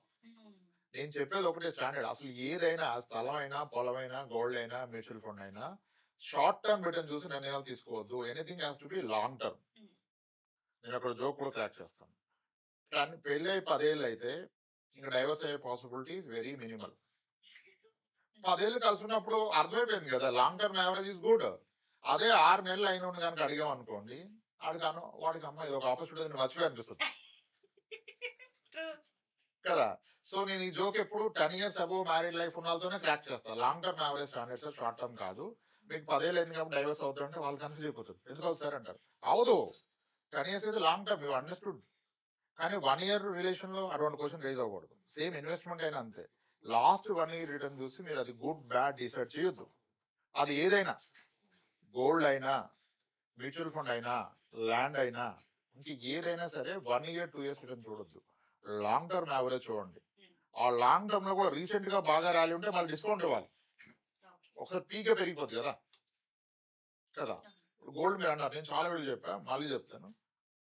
2012 నుంచి 2018 వరకు గోల్డ్ 0 రిటర్న్ ఇచ్చింది. 12 నుంచి 18 వరకు 6-7 ఏళ్ల పాటు 0 రిటర్న్ అంటే జస్ట్ పెరగకుండా ఉండడం కాదు, మధ్యలో 16% డౌన్ అయింది. 2012లో కొన్నతని కన్నా 2016లో కొనడానికి 12% డిస్కౌంట్ వచ్చింది గోల్డ్. ఇది ఎవరు పట్టించుకోరు. మరి అప్పుడు మీకు పెయిన్ లేదే, 6 ఏళ్ళు ఆగారే, 7 ఏళ్ళు ఆగారే, మరి మ్యూచువల్ ఫండ్ ఎందుకంటే 1 year చూస్తున్నారు. ఆయన ఇప్పుడు ఎవరికైనా నాకు తెలిసి 80% పీపుల్కి మ్యూచువల్ ఫండ్ డబ్బులు కన్నా గోల్డ్ ఉన్న డబ్బులే ఎక్కువ కదా. మరి అప్పుడే ఎందుకు ప్యానిక్ అయిపోతున్నారు? అంటే అక్కడి నుంచి వచ్చే రిటర్న్స్ ని చూస్తాం మ్యూచువల్ ఫండ్స్ నుంచి, బట్ గోల్డ్ ని మనం తీసుకెళ్లి పెట్టి మళ్ళీ దాని నుంచి డబ్బులు తెచ్చుకుంటాం అనేది చూడం కదా. అవసరానికి బ్యాంక్ లో పెట్టుకుంటాం, మళ్ళీ ఇంటికి తెచ్చుకుంటాం కాబట్టి. ఇప్పుడు మీకు ఏదున్నా అది ఏదన్నా కానీ ఎందుకు అది మీ జీవితంలో ఎప్పుడు వస్తారు మిమ్మల్ని ఆదుకోవటానికి హెల్ప్ చేయడానికి. గోల్డ్ డ్యూయల్ పర్పస్, ఒకటి ఆర్నమెంట్, రెండోది క్యాష్, లోన్. మ్యూచువల్ ఫండ్ కూడా ఒకటి పెరిగినప్పుడు పెరుగుతుంది, మధ్యలో కావాలంటే లోన్ తీసుకోవచ్చు, ఆప్షన్ కూడా మ్యూచువల్ ఫండ్. ఇప్పుడు ఈ ప్రాబ్లం అంతా ఎట్లా వచ్చిందంటే లాస్ట్ 2 years ఇన్వెస్ట్ చేస్తున్న వాళ్ళకి, తక్కువ అమౌంట్ ఇన్వెస్ట్ చేసిన వాళ్ళకి అవగాహన లేకపోవడం వల్ల వచ్చింది. ఇప్పుడు ఎవరైతే 8 years 7 years ఉన్నారో ఎవ్వరు కానిట్లేదు. వాళ్ళు ఇంకా ఫోన్ చేస్తారు, ఇంకా పడద్దు అంటారా, డబ్బులు ఇప్పుడే పెట్టుకుంటారా, వెయిట్ చేయమంటారా, మన దగ్గర డబ్బులు అంటారు. ఎందుకంటే ఈ సీన్ 6-7 years చూసాడు, మార్కెట్ సైకిల్ చూసాడు. లాస్ట్ 3 years అంతా అప్పు ఉంది కాబట్టి పోస్ట్ కోవిడ్ తర్వాత ఒకసారి కరెక్షన్ తర్వాత అందరూ ఇంకా అదే ఎక్స్పెక్ట్ చేస్తున్నారు. That is wrong expectation. Short term చూడొద్దు. ఇక్కడ పలానా దగ్గర హైవే వచ్చింది, 1 year లో స్థలం డబుల్ అయిపోయింది అంటే అది క్లియర్ ఇండికేషన్ ఇంకా అక్కడికి వెళ్ళకం. డబుల్ అయిపోయింది కదా, మనం అయిపోయిందని ఇన్వెస్ట్ చేస్తాం. మ్యూచువల్ ఫండ్ అయినా అంతే, తప్పేం లేదు. అవుతుంది కొన్నిసార్లు అవుతాయి. మ్యూచువల్ ఫండ్ కూడా డబుల్ అయిపోయిన ఉన్నాయి. నేను ఒక ఫండ్ చెప్తాను, అది 16 నెలల్లో 7 రెట్లు పెరిగింది. 1998లో స్టార్ట్ అయింది ఒక సెక్టరల్ ఫండ్. 16 నెలలకి దాని అనేవి 74 రూపాయలు అయిపోయింది, 10 రూపాయల నుంచి 7.5 రెట్లు. అది స్టాండర్డ్ కాదు, అది మాట్లాడకుండా కూడా అనవసరం. అలాగే 3 years లో 80% పడిపోయిన ఫండ్ కూడా ఉంది, సెక్టరల్ ఫండ్. కానీ ఆ 2 ఫండ్లు ఇప్పుడు 16, 20, 30 ఏళ్ళు ఆ ఫండ్లు స్టార్ట్ అయ్యి ఈ రోజు చూస్తే 20 ఏళ్ళు అయిపోయాక 17% యావరేజ్ రేట్ ఉంది ఈ ఫాల్ తర్వాత.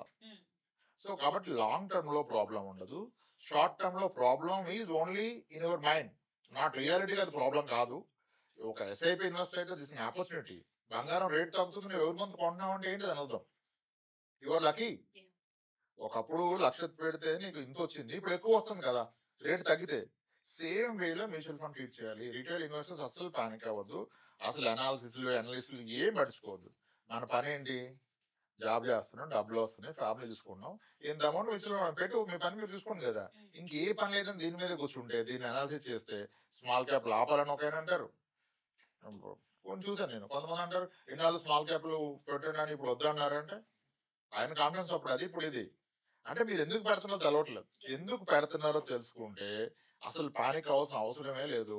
మార్కెట్ ఇక్కడ పట్టడం ఆగుద్దని అసలు చెప్పట్లేదు. We can predict, at least I can predict market. ఇక్కడ నుంచి మార్కెట్ ఫర్దర్ ఇంకో 20% పడిపోవచ్చు, నెక్స్ట్ వీక్ రివర్సల్ అయిపోయి ఎర్లియర్ హైకి వెళ్ళిపోవచ్చు. బోత్ ద పాసిబిలిటీస్ ఉన్నాయి. కానీ ఇక్కడ నుంచి నెక్స్ట్ 6 months 7 months లో ఇంకొక 20% పడితే మొత్తం ఓవరాల్ కరెక్షన్ ఒక 30 అయితే సంథింగ్ లైక్ కరోనా లాగా, కోవిడ్ టైంలో అయినట్టుగాను, 2009లో అయినట్టుగాను, 2000లో అయినట్టుగాను మళ్ళీ మేబీ అనదర్ 1.5 years లో రికవర్ అయిపోతుంది. అంటే అప్పుడు ఓవరాల్ గా యూ లూజ్ 2.5 years. ఈ పడుతున్నది మళ్ళీ రికవర్ అవుతుంది అంటే టైం పోతుంది. ఒక 10 years ఉన్నప్పుడు 10 years తర్వాత డబ్బులు అవసరం 2.5 years యూ కెన్ కాంప్రమైజ్. ఒకవేళ 1-2 years లో డబ్బులు అవసరం అంటే ఇట్స్ టైం టు ఎగ్జిట్ అంతే. ఇంకా అసలు పెట్టదు, అది అంశమే ఎస్ఐపి ఏం లేదు. You can predict next 6 months లో ఏమవుతుంది. అట్లా చాలా ధైర్యంగా ఉండవచ్చు రిటైల్ ఇన్వెస్టర్స్. ఫస్ట్ ఒకటే, నేను అన్నట్టుగా ఒకటే పాయింట్ పట్టుకోండి, మీ ఓవరాల్ నెట్వర్క్ లో మ్యూచువల్ ఫండ్ లో పెట్టింది అంత, అది 5%, 3%, 10% అయితే దేర్ ఇస్ నో లాజిక్ మీరు పానిక్ అవటానికి. లేదు సార్ నాకు ఉన్నదే 20 లక్షలు, నా జీవితం మొత్తం నన్ను ఈ క్షణానికి కిడ్నాప్ చేస్తే 20 లక్షలు అవుతుంది, దాంట్లో 10 లక్షలు మ్యూచువల్ ఫండ్ ఉందంటే దెన్ యూ షుడ్ వరీ కదా. స్కిన్ ఇన్ ద గేమ్ అంటారు, అంటే మీ ఓవరాల్ లో ఎంత అలొకేషన్, ఆ అలొకేషన్ ఫైట్ అన్నప్పుడు ఎందుకంటే ప్రాబ్లం, అనవసరంగా హెల్త్ పోట్టుకుంటారు. అస్సలు భయపడాల్సిన అవసరం లేదు, హ్యాపీగా ఎస్ఐపీలు కంటిన్యూ చేసుకోండి. ఒకవేళ మీరు కొంచెం పానిక్ అయితే ఎస్ స్మాల్ క్యాప్ అలొకేషన్ తగ్గించండి, కంప్లీట్ ఎగ్జిట్ అవసరం లేదు. 100 రూపాయలు పెడితే స్మాల్ క్యాప్ 15 రూపాయలు పెట్టండి. ఎస్ఐపి లంసం పెట్టదు. లేదు నాకు 4 years లో డబ్బులు అవసరం అంటే అసలు ఈక్విటీ ఫండ్స్కి రాకండి, హైబ్రిడ్ ఫండ్స్కి వెళ్ళిపోండి. అది కూడా ఎస్టీపీ మోడ్ అంటారు, వీక్లీ కాస్త పెట్టుకుంటే పర్ఫెక్ట్ అండి. అసలు పానిక్ అవసరం అవసరం లేదు. మార్కెట్ ప్రెడిక్ట్ చేయలేము, పడద్దని చెప్పట్లేదు, పడదని చెప్పట్లేదు. బట్ అది పడకపోయినా మనం పడద్దు కింద, మనం ట్రాప్ లో పడద్దు, పానిక్ అవ్వద్దు, హ్యాపీగా లైఫ్ లీడ్ చేయండి, మీ జాబులు మీ ఫ్యామిలీని మీరు కాపాడుకోండి. మ్యూచువల్ ఫండ్ దాని పైన చేసుకుంటే దానికి టైం ఇవ్వాలి మనం. సో అంటే ఇందాక లిక్విడ్ అసెట్స్ లో మీరు మ్యూచువల్ ఫండ్స్ ఇట్లాంటి ఎఫ్డీస్ అట్లాంటివి వేసుకోమన్నారు కదా, బట్ ఇవన్నీ వేయకుండా మన దగ్గర ఒక 10 లక్షలు డబ్బులు ఉందంటే మన అకౌంట్ లో ఉంచుకోవటం ఎంత safe? Account is safe. Safe అంటే in terms of availability it is safe, but in terms of inflation it is loss, clear loss. ఇప్పుడు వెన్ వి సే ఇన్ఫ్లేషన్ ద్రవ్యోల్బణం 7%, 6% అంటే రూపాయి యొక్క కొనుగోలు శక్తి తగ్గిపోతుంది, వస్తువుల ధరలు పెరిగిపోతుంది, మీ డబ్బు పెరగట్లేదంటే సేవింగ్స్ అకౌంట్లో కూడా మీకు ఇంట్రెస్ట్ యాడ్ అవుతుంది, 3% అలా యాడ్ అవుతుంది, 2.653. కానీ రూపాయి యొక్క విలువ 7% పడిపోతున్నప్పుడు మీ డబ్బు 3%లో గ్రో అయితే you are actually losing money కదా. Still that is okay if you have some requirement in 1-2 months, yes, it has to be in savings account only. 1 month 2 monthsలో ఇప్పుడు అనొచ్చు కొంతమంది సేవింగ్ నీకు ఏం తెలియదు liquid fund, that is the next level, అందరికి కాదు కదా. మ్యూచువల్ ఫండ్లో లిక్విడ్ ఫండ్స్ ఉంటాయి, దోస్ ఆర్ ఆల్సో సేఫ్, కానీ అక్కడ దాకా అవసరం లేదు. అంటే ఇప్పుడు రీసెంట్ గా రిటైర్మెంట్ అయ్యారు, Hmm. ఆయన ఎక్స్పైర్ అయ్యారు, అయ్యో. అది ఆ డబ్బులంతా స్పౌస్ అకౌంట్ లోకి వచ్చింది. Hmm. ఇప్పుడు ఆ స్పౌస్ ఆ డబ్బుల్ని యాజ్ ఇట్ ఈస్ తన అకౌంట్ లో అలా పెట్టుకోవాలా, దేంట్లోనే ఇన్వెస్ట్ చేయాలా? Hmm. అంటే కొంచెం huge, more than 10 lakhs 20 lakhs ఉంటుంది కదా. హ్యూజ్ ఎవరికి మేడం? ఇప్పుడు 20,000 జీతంలో పనిచేసేవాడికి 10 lakhs is హ్యూజ్. 1,00,000 జీతంలో పనిచేసేవాడు 10 lakhs is a very nominal amount. నేను సంవత్సరం పని చేయకముందే నాకు 10 లక్షలు వస్తాయి. సో కాబట్టి ఇప్పుడు మీరు చెప్పిన సినారియో మాట్లాడాలంటే ఈవిడ ఏజ్ ఎంత? ఒక 60 అనుకోండి. 60. పెళ్ళి ఏం చేస్తున్నారు? వాళ్ళు సపోర్ట్ ఉంటారా లేకపోతే ఇక్కడ నుంచే టార్చరింగ్ తీసుకుంటారు? వాళ్ళ క్యారెక్టర్స్ ఏంటి? Yeah. వాళ్ళ వైఫ్ లేట్, వాళ్ళ హస్బెండ్ లేట్, ఈమె నమ్మొచ్చా, డిపెండ్ అవ్వచ్చా? ఈ డబ్బు ఉందన్న విషయం తెలుసా, తెలవదా? తెలియకపోతే డిస్క్లోజ్ చేయాలా, చేయకూడదా? ఈమె లైఫ్లో ఈ స్టేజ్లో నమ్మగలిగింది ఎవరు? వీళ్ళ అక్క, చెల్లె, వీళ్ళ చిన్న కొడుకు. ఈమె ఎక్కడ ఉండిపోతుంది? ఉంటే ఏం ఖర్చు ఎంత అవుతుంది నెలకి? ఈమె హెల్త్ స్టాండర్డ్స్ ఏంటి, హెల్త్ పరిస్థితులు ఏంటి, దానికి ఏం కావాలి? సో 60 ఏళ్ళు అంటే ఇంకొక 25 ఏళ్ళు బతుకుతుంది, హెల్తీగా ఉంటుంది. 25 ఏళ్ళకి ఖర్చు ఎంత? ఆ ఖర్చులు ఎలా పెరుగుతాయి? ఈ డబ్బు ఎలా సరిపోతుంది? ఇన్ని ఉంటాయి దాంట్లో. లేదు మీరు ₹1,00,00,000 తీసుకెళ్ళి మ్యూచువల్ ఫండ్లో పడండి, కష్టపడి పెట్టండి, నెలకి 50 వస్తుంది కాదు. అసలు ఆమెకు అది అర్థం కావాలి కదా. ఇప్పుడు నేను ఆవిడతో కూర్చొని మాట్లాడితే, అమ్మ మీకు నెలకి 25,000 ఖర్చు అవుతుంది, మీరు ఇదే ఇంట్లో ఉంటారు, మీ ఆనందం అంతా మీ చెల్లింటికి వెళ్ళినప్పుడు ఉంది కదా, సో ఎక్కువగా ట్రావెల్ చేయండి, దానికి ఎంత ఖర్చు అవుతుంది? సో నెలకి మీకు ఆ ట్రావెల్ కలిపి మీ మెడిసిన్ కలిపితే 40,000 అవుతుంది కదా కదా. సో ఈ ₹1,00,00,000 సరాసరి తీసుకెళ్ళి స్టేట్ బ్యాంక్ ఆఫ్ ఇండియాలో వేస్తే వాడు మీకు 7% ఇస్తాడు. ఆల్మోస్ట్ మంత్లీ ఒక 50,000 అబౌవ్ వస్తుంది, with which you are very happy today. 40,000 ఖర్చు ఉంది, 53,000-54,000 వస్తుంది అంటే యువర్ హ్యాపీ. కానీ దీన్ని చూసి హ్యాపీ ఫీల్ అయితే ఒక 10 years తర్వాత down the line FD interest తగ్గిపోద్ది, మీ ఖర్చులు పెరుగుతాయి, then you get into trouble కదా. సో దానికి ఉన్న అదర్ ఆల్టర్నేట్స్ ఇవ్వమ్మా, దీన్ని ఇలా ప్లాన్ చేద్దామని అదర్ ఇన్స్ట్రుమెంట్స్ అన్నీ చెప్పాలాం కాదు విధంగా చెప్పితే కూడా ఒకేసారి అన్నిటికీ జంప్ అవ్వకుండా ఆ డబ్బులో కొంతమేరకు ఎఫ్డి, కొంతమేరకు యాన్యుటీ ప్లాన్స్ అని ఉంటాయి మనకి ఇన్సూరెన్స్లో, గ్యారంటీ రిటర్న్. ఓకే, వాటిలో డిఫరెంట్ ఉంటాయి, డిఫరెంట్ అంటే ఒక లైఫ్ స్టేజ్ని బట్టి యాన్యుటీ పెరిగే విధంగా డిఫరెంట్గా పెట్టవచ్చు. అక్కడ లేదు సార్ మా సార్ ఉన్నప్పుడే మ్యూచువల్ ఫండ్స్ పెట్టారు నాకు తెలుసు మీరు ఎందుకు పెట్టారంటే అప్పుడు దీంట్లో కాస్త అలొకేషన్, ఇలా డిఫరెంట్ అలొకేషన్ చేసుకోవాలి. ఏమి తెలియకపోతే bank FD is more safe. పోనివ్వండి సార్ నాకు క్యాపిటల్ తగ్గినా పర్లేదు, నేనైతే తీసుకుంటే తీసుకోవచ్చు కదా, ₹1,00,00,000 90 లక్షలు అయిపోయి నెలకు 70,000 కంటే తీసుకోవచ్చు. ఓకే అంటే ఒక 15 years తర్వాత ఏం చనిపోతే ఎఫ్డీలో 5 లక్షలు 3 లక్షలు అయినా ఓకే అంటే perfect. It's all depends person to person. 1 crore ఎక్కడ పట్టాలి క్వశ్చన్, 10 lakhs ఎక్కడ పట్టాలి, అసలు ఎందుకు పట్టాలి, దాని నుంచి ఏం ఎక్స్పెక్ట్ చేస్తాయండి, దాన్ని బట్టి ఇన్స్ట్రుమెంట్ చూస్ చేసుకోవాలి. అసలు మీరు యాజ్ అ ఫైనాన్షియల్ ప్లానర్ ఎలా ప్లాన్ చేస్తారండి? ఎలా మార్కెట్ అనలైజ్ చేస్తారు? మార్కెట్ ఏం చేయం, మీ పర్సనల్ కంటే మార్కెట్ మనకి ఎంత సంబంధం. మార్కెట్ అనలైజ్ చేస్తాను కదా, ఇప్పుడు నాకు ఈ ₹1,00,000 జీతం ఉందండి, దీనికి ఒక ప్లాన్ చెప్పండి అంటే దీంట్లో ఇన్వెస్ట్ చేసుకోవచ్చు, దీంట్లో ఇన్వెస్ట్ చేసుకోవచ్చు అని మీకు ఒక అనలైజేషన్ ఉండాలంటే మీరు మార్కెట్ అనలైజ్ చేస్తారు. First of all a very simple practical genuine financial planning ఏంటంటే హెల్త్ ఇన్సూరెన్స్ ఉందా లేకపోతే తీసుకోండి, లాస్ట్ టైం మాట్లాడాం అది లేకుండా ఏం చేయదు ఫస్ట్ ఆఫ్ ఆల్. ఓకే, తర్వాత మీ మీద డిపెండెంట్స్ ఉన్నారు, ఇంకా వాళ్ళు సెటిల్ అవ్వలేదు, మీకు పొరపాటున ఏమన్నా అయితే మీ ఇన్కమ్ ఆగితే కష్టం అంటే ఒక టర్మ్ ఇన్సూరెన్స్ తీసుకోండి. తర్వాత మీరు అంటగా లైఫ్ టైం గోల్స్కి ఏం సూట్ అవుతుంది, మార్కెట్ అనలిస్ట్ కాదు, నాకేం మార్కెట్ మీద ఫుల్ అంటే మీరు అనేది స్టాక్ మార్కెట్ దాని మీద ఏం పూర్తి నాలెడ్జ్ లేదు మనకు, అసలు లేదు కాబట్టి మ్యూచువల్ ఫండ్స్లో బెటర్ ఫండ్ మీద చూస్ చేసుకుని నాలెడ్జ్ ఉంది నా దగ్గర, స్టాక్ చూస్ చేసిన నాలెడ్జ్ లేదు, మార్కెట్ తెలియదు, దాంట్లో ఉన్న కేటగిరీస్ తెలుసు కొంతవరకు. సో మీ అవసరానికి ఏ కేటగిరీ సూట్ అవుతుందో అది తీసుకుంటాం అంతే. ఇక్కడ ఏమి స్టాక్ మార్కెట్ అనాలిసిస్ కానీ, గ్లోబల్ ట్రెండ్స్ ఎలా ఉంటాయి, మైక్రో ఎకానమీ ఇంకా చాలా ఉంటాయి. పి ఎంత, ఫార్వర్డ్ పి ఎంత, కార్పొరేట్ ఎర్నింగ్స్ ఇవన్నీ చాలా గొప్పగా ఉంటాయి. అంటే రోజు ఒక కొత్త విషయం మాట్లాడుకుంటే ఇవన్నీ తెలుసుకోవాలి. రోజు మాట్లాడకూడదు, ఇంకెందుకు మాట్లాడతావు నువ్వు? ఈ రోజు మార్నింగ్ ఒక అనాలిసిస్, ఈ రోజు market is going to be like this, evening అయితే సర్ప్రైజ్ సెకండ్ హాఫ్లో డిఫరెంట్ పాత్ తీసుకుంది, ఇది అయిపోయింది. ఎందుకు ఇవన్నీ మాట్లాడి ఏం చేస్తున్నావు లైఫ్లో? రోజు అనాలిసిస్ ఏం చేస్తావు నువ్వు కదా? అలా అందుకనే మార్కెట్ అనాలిసిస్ నేను ఏం చేయను. అది నా జాబ్ కాదు, అది నా రోల్ కాదు. నా role is protecting families. Probable risk and threat ఎక్కడి నుంచి ఉంది? నీ ఫ్రెండ్ ఎవడో తెలవకపోయినా నీ ఎనిమీ ఎవడో తెలవాలి, నువ్వు వాడిని ట్రాక్ చేయాలి. ఫ్రెండ్ నుంచి హామ్ ఉండదు కదా, బట్ ఎనిమీ ఉంటాయి కదా, వాడిని ట్రాక్ చేయాలి. మన లైఫ్లో ఎనిమీస్ హెల్త్ ఇష్యూ, అన్సర్టన్గా అంటే సడన్గా డెత్ అవ్వటం, వాటిని ఎలా మిటిగేట్ చేయాలి, నెక్స్ట్ అదర్ గోల్స్కి ఎలా ఇన్వెస్ట్ చేయాలి. Not only through stock market, you can do it through several ways. అలా ప్లాన్ చేసుకోవాలి. సో వన్ బేసిక్ క్వశ్చన్, ఈ ద్రవ్యోల్బణం ఇన్ఫ్లేషన్ అనేది ఏంటి, ఎలా తెలుసుకోవాలి? సూపర్. మా పెళ్ళైనప్పుడు పాల ప్యాకెట్ 16 రూపాయలకు వచ్చేదండి, ఇప్పుడు 50 రూపాయలు అయిందంటారు కదా, అదే ద్రవ్యోల్బణం. ధరలు పెరగడం ద్రవ్యోల్బణం. ధరలు పెరుగుతున్నాయంటే రూపాయి కొనుగోలు శక్తి పడిపోతుంది కదా. ఇప్పుడు చాలామంది అంటారు, అరే 5 వేలు వచ్చినప్పుడు అద్భుతంగా బ్రతికాం రా, ఇప్పుడు 40 వేలు వచ్చినా అవ్వట్లేదు అంటాడు, అది ద్రవ్యోల్బణం కదా. ఎలా తెలుసుకోవాలంటే government several parameters, consumer inflation అని అవి డిక్లేర్ చేస్తారు, కానీ అంత ప్రాక్టికల్ కాదు. వాళ్ళు నిత్యావసర సరుకుల ధరలను బట్టి ఎక్కువగా చెప్తారు. కానీ ఒక వ్యక్తికి, ఇప్పుడు పిల్లున్న వ్యక్తికి మేజర్ ఎక్స్పెన్స్ ఎడ్యుకేషన్. ఎడ్యుకేషన్ పెరిగే రేట్ వేరు, అంటే inflation of the education is different, దాని ద్రవ్యోల్బణం వేరు. ఒక ఇంట్లో పేషెంట్స్ ఉంటారు, సిక్ అయిన వాళ్ళు, వాడికి health care inflation major impact.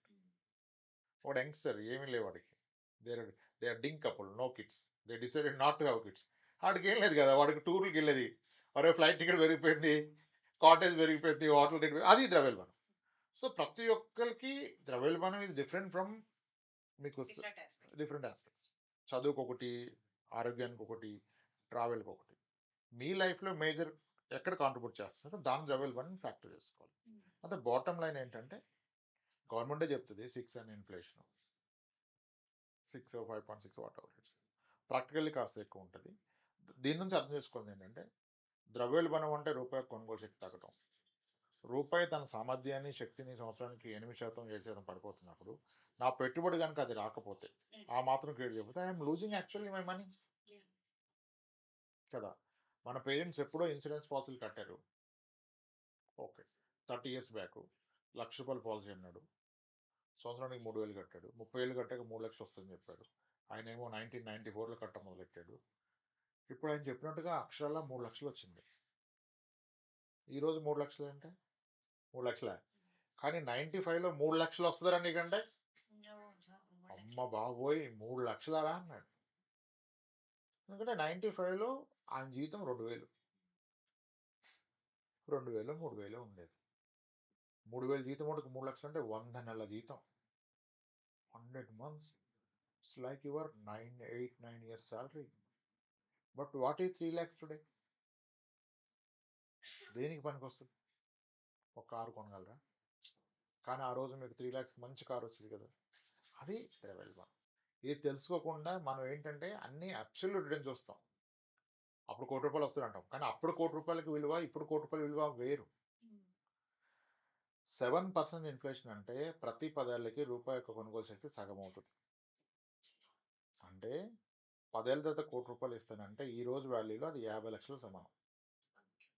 20 years తర్వాత ₹1,00,00,000 అంటే ఈ రోజు వాల్యూలో 25 lakhs. 30 years తర్వాత ₹1,00,00,000 అంటే ఈ రోజు విలువలో 12.5 లక్షలకు సమానం. అది అటువంటిది you are committing a policy, నేను 30 yearsలో 30 లక్షలు కడితే నాకు ₹1,00,00,000 వస్తుంది అంటాడు. నువ్వు కడుతుంది 30 లక్షలు, అట్ ద ఎండ్ నీకు వచ్చేది ఎంత? 12.5 లక్షలకు విలువైంది. దాని purchase power on that day is equal to 12.5 lakhs. That's where people go wrong. Inflation అర్థం చేసుకోకుండా ఇన్సూరెన్స్ అవ్వదు, ఇన్వెస్ట్మెంట్ అవ్వదు. ఈవెన్ ఇన్సూరెన్స్ ప్లానింగ్లో కూడా ఇన్ఫ్లేషన్ ఇస్ మోస్ట్ నీడెడ్.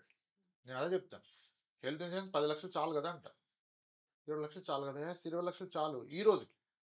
మరి భవిష్యత్తుకి 10 ఏళ్ళకి, 20 ఏళ్ళకి, 30 ఏళ్ళకి సరిపోద్దా? అప్పుడు చూసుకోవచ్చు అంటాడు. అప్పుడు చూసుకోవడానికి ఏమీ ఉండదు మన చేతిలో. మనకి జబ్బొస్తే ఇన్సూరెన్స్ వాడు మన కవరేజ్ పెంచడు. హెల్తీగా ఉన్నప్పుడు మనం పెంచం. ఎండ్ ఆఫ్ ద స్ట్రగుల్ అయ్యేది ఎవడు? మనమే కదా! సో, ఈరోజు నీ రీప్లేస్‌మెంట్ 4 లక్షలు, 5 లక్షలు అయితే ఐయామ్ షూర్ 30 ఇయర్స్ తర్వాత నీ రీప్లేస్‌మెంట్ ₹1,00,00,000 అవుతుంది. అంటే ఈరోజు 30 ఇయర్స్ ఏజ్‌లో ఉన్న అతనికి 65 ఇయర్స్ గనుక నీ రీప్లేస్‌మెంట్‌కి వెళ్తే ₹1,00,00,000 అవుద్ది. ఎవ్వడు నమ్మడు. ఏం చెప్తున్నారు సార్ ₹1,00,00,000 అంటే ఇంక బ్రతుకుతాడా అంటాడు. అంటే బ్రదర్ ఒక్క నిమిషం ఆగరా బాబు. మీ ఫాదర్‌కి ఇప్పుడు 60 ఏళ్ళు కదరా! ఆయనకి 30 ఉన్నప్పుడు 90 ఏళ్ళు ఎవడన్నా ఆయన దగ్గరికి వచ్చి 94లో సార్ మీ నీ రీప్లేస్‌మెంట్‌కి 3 లక్షలు అవుద్దండి 2024 కంటే ఎవడన్నా నమ్ముతాడా ఆ రోజు? ఏం మాడుతున్నావురా 3 లక్షలు అంటే 30 ఎకరాల పొలం వస్తుంది మా ఊళ్ళో అంటారు. ఇప్పుడు అయింది కదా! ఇదే ఇన్ఫ్లేషన్. ఆ రోజు గెస్ చేయలే. మీకు హెల్త్ కేర్ ఎక్స్‌పెన్సెస్ ప్రతి 10 ఇయర్స్‌కి 3 టైమ్స్ పెరుగుతున్నాయి. Including doctor fees. ఓకే. మొన్న ఎక్కడో నాకు శ్రీకాకుళం సోమపేట దగ్గర నుంచి ఒక ఆర్ఎంపీ డాక్టర్ వచ్చారు. ఆర్ఎంపీ డాక్టర్ కదా ఎంత సార్ ఫీజు ₹50 తీసుకుంటారు. లేదు సార్ 200 అండి ఆయన. అనుకున్నారా? ఆర్ఎంపీ ₹200 తీసుకుంటాడని. ₹10,000 చూస్తాం మనం RMP. This is inflation in health care. అంటే 10 ఏళ్ళకి 3 రెట్లు పెరుగుతుందన్నది ఒప్పుకుంటే ఈ రోజు కనుక నీ రీప్లేస్‌మెంట్‌కి ఒక 5 లక్షలు అయితే 10 ఏళ్ళు పోతే అదే సర్జరీకి మీకు 15 లక్షలు అవుద్ది. కానీ అప్పుడు మీ వయసు 40 కదా! అవ్వదుగా. మళ్ళీ 10 ఏళ్ళు పోతే 15 ఇంటూ 3 45 లక్షలు అవుద్ది. మళ్ళీ 10 ఇయర్స్ పోతే 45 ఇంటూ 3 1,35,00,000 అవుద్ది. ఈరోజు ఎవరు నమ్మరు. కాబట్టి ఈరోజు నువ్వు 10 20 లక్షలు తీసుకున్నావు. తర్వాత జబ్బు వచ్చింది. వాడు పెంచడు. నేను ఎక్కడ జబ్బులు మాట్లాడలా. నీ రీప్లేస్‌మెంట్ అనేది జబ్బు కాదు. That is just servicing in the body. మీరు కారు క్లచ్ ప్లేట్లు మార్చారా? బ్రేక్ షూ మార్చారు, ఇంజిన్ ఆయిల్ మార్చారు, ఫిల్టర్స్ క్లీన్ చేశారు, టైర్లు మార్చారు. అలాగే ఒక మనిషి కనుక ఒక 75,000 పడితే క్యాటరాక్ట్ అవుద్ది. మధ్యలో కిడ్నీ స్టోన్స్, గ్యాల్వార్ స్టోన్స్, హెర్నియా, నీ రీప్లేస్మెంట్ ఇవన్నీ అవుతాయి. పైల్ సర్జరీ ఇవన్నీ ఏంటి? వాస్కులర్ వెయిన్స్, యూరినరీ ట్రాకింగ్ ఇవన్నీ సర్వీసింగ్ ఇన్ ద బాడీ. ఇవి కూడా లక్షల్లో కోట్లు అయిపోతాయి. మీరు ఈరోజు నమ్మకపోతే తర్వాత స్ట్రగుల్ అవుతారు. ఇప్పుడు చాలామంది అంటారు సార్ మాకు తెలవక 5 లక్షలు పాలసీ తీసుకున్నాం సార్ ఇప్పుడు పెన్షన్ అన్నాడు. ఎందుకంటే సార్ ఇదైంది అదైంది సార్ అంటాడు. ఇంకా పెంచడు వీడు స్ట్రగుల్ అవుతాడు. So inflation is more important. Financial planning అంటే ఫస్ట్ ఇన్ఫ్లేషన్ తెలవాలి. అది ఇన్సూరెన్స్ ప్లానింగ్ అయినా ఇన్వెస్ట్మెంట్ ప్లానింగ్ అయినా ఏదైనా one should know the inflation first. దీన్ని ఇంకా సింపుల్గా ఎట్లా చెప్పాలి అర్థం అవడం. సో మొన్న రీసెంట్ బడ్జెట్ 2025 వచ్చింది కదా 12 lakhs వరకు ట్యాక్స్ ఎగ్జంప్షన్ ఇచ్చారు కదా. దీని నుంచి మేజర్ అడ్వాంటేజెస్ అంటే ఏం చెప్పుకోవచ్చు? 12 lakhs అడ్వాంటేజ్ ఇవ్వడం వల్ల పర్ ఇండివిజువల్ 60-65,000 ఇన్కమ్ పెరుగుతుంది madam. Okay, no doubt 65 recent money కానీ లైఫ్ చేంజింగ్ మనీ అయితే కాదు. 65,000 కనుక because of the budget income పెరిగితే ఒక మధ్యతరగతి వ్యక్తికి ఒక వెకేషన్కి వెళ్ళొచ్చు ఫ్యామిలీతో. Domestic vacation, not international vacation. దానివల్ల హెల్త్ బాగుపడుతుంది. ఏదైతే మిగిలిందో by implementing this new tax rule 12 lakhs 12.5 lakhs వరకు జీరో ట్యాక్స్. ఇది చేయకపోతే ఎలాగో ఆ డబ్బు గవర్నమెంట్కి వెళ్ళేది కదా. ఈసారి మిగిలింది కదా, ఈ డబ్బుని ఇన్వెస్ట్ చేయకుండా మీ ఫ్యామిలీ కోసం వెకేషన్ ఖర్చు పెట్టండి. సో దట్ మీకు డబ్బులు రాకుండా ఉంటుంది మనసుకి. ఎలాగో మనకి ఎప్పుడు మనసు రాలేదు కదా వెకేషన్కి. ఇప్పుడు డబ్బులు వచ్చింది కదా, నిర్మలా సీతారామన్ గారు ఇచ్చారు కదా, ఈ డబ్బుతో ఒక వెకేషన్ ప్లాన్ చేసుకోండి ఎవరి ఫైనాన్షియల్ రెండుకి. అంతేగాని లైఫ్ టర్నింగ్ ఏదో ఆల్టరేషన్ చేసే అంత కాదు కదా madam. But is a great decision.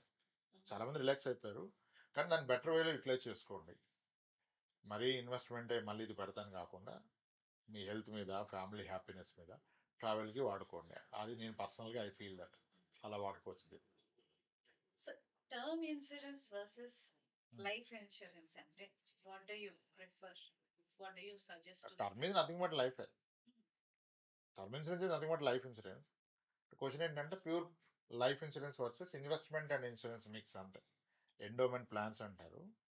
పోతే ఒక డబ్బులు, పోకపోతే ఒక డబ్బులు వస్తుంది ఇన్సూరెన్స్ అని మనం ఫిక్స్ అయ్యాం. యాక్చువల్ ఇన్సూరెన్స్ అంటే ఏంటి? అన్సర్టైనిటీని, మన రిస్క్ని ట్రాన్స్ఫర్ చేయటం ఇన్సూరెన్స్. అంటే పోతే డబ్బులు వస్తేనే ఇన్సూరెన్స్. టర్మ్ ఇన్సూరెన్స్ ఇది బెస్ట్ ఫార్మ్ ఆఫ్ ఇన్సూరెన్స్. ప్రతి ఒక్కరు టర్మ్ ఇన్సూరెన్సే తీసుకోవాలి. దాంట్లో డబ్బులు ఇన్వెస్ట్ చేస్తానంటే అది కూడా వస్తుంది, నేను పోయినా పోకపోయినా. That will become a not that attractive product. ఇప్పుడు అవి కూడా చాలా ఇంప్రూవైజ్ అవుతున్నాయి. ఇప్పుడు ఈ మధ్య కొంచెం వేలిపులు అవి చాలా బాగా చేస్తున్నారు, మనకు అంత నాలెడ్జ్ లేదు, కానీ pure term is always best అండి. It should not. అంటే నేను విన్నది ఏంటి అంటే ఇప్పుడు ఒక 5 సంవత్సరాలు అనుకోండి టర్మ్ ఇన్సూరెన్స్ తీసుకుని ఈ లోపల పోతేనే మనకు వస్తుంది, పోకపోతే రాదు డబ్బులు అని. కరెక్టా? పోకపోతే మనం కష్టపడాలి కదా, ఇంకెందుకు రావాలి మనకి. Okay.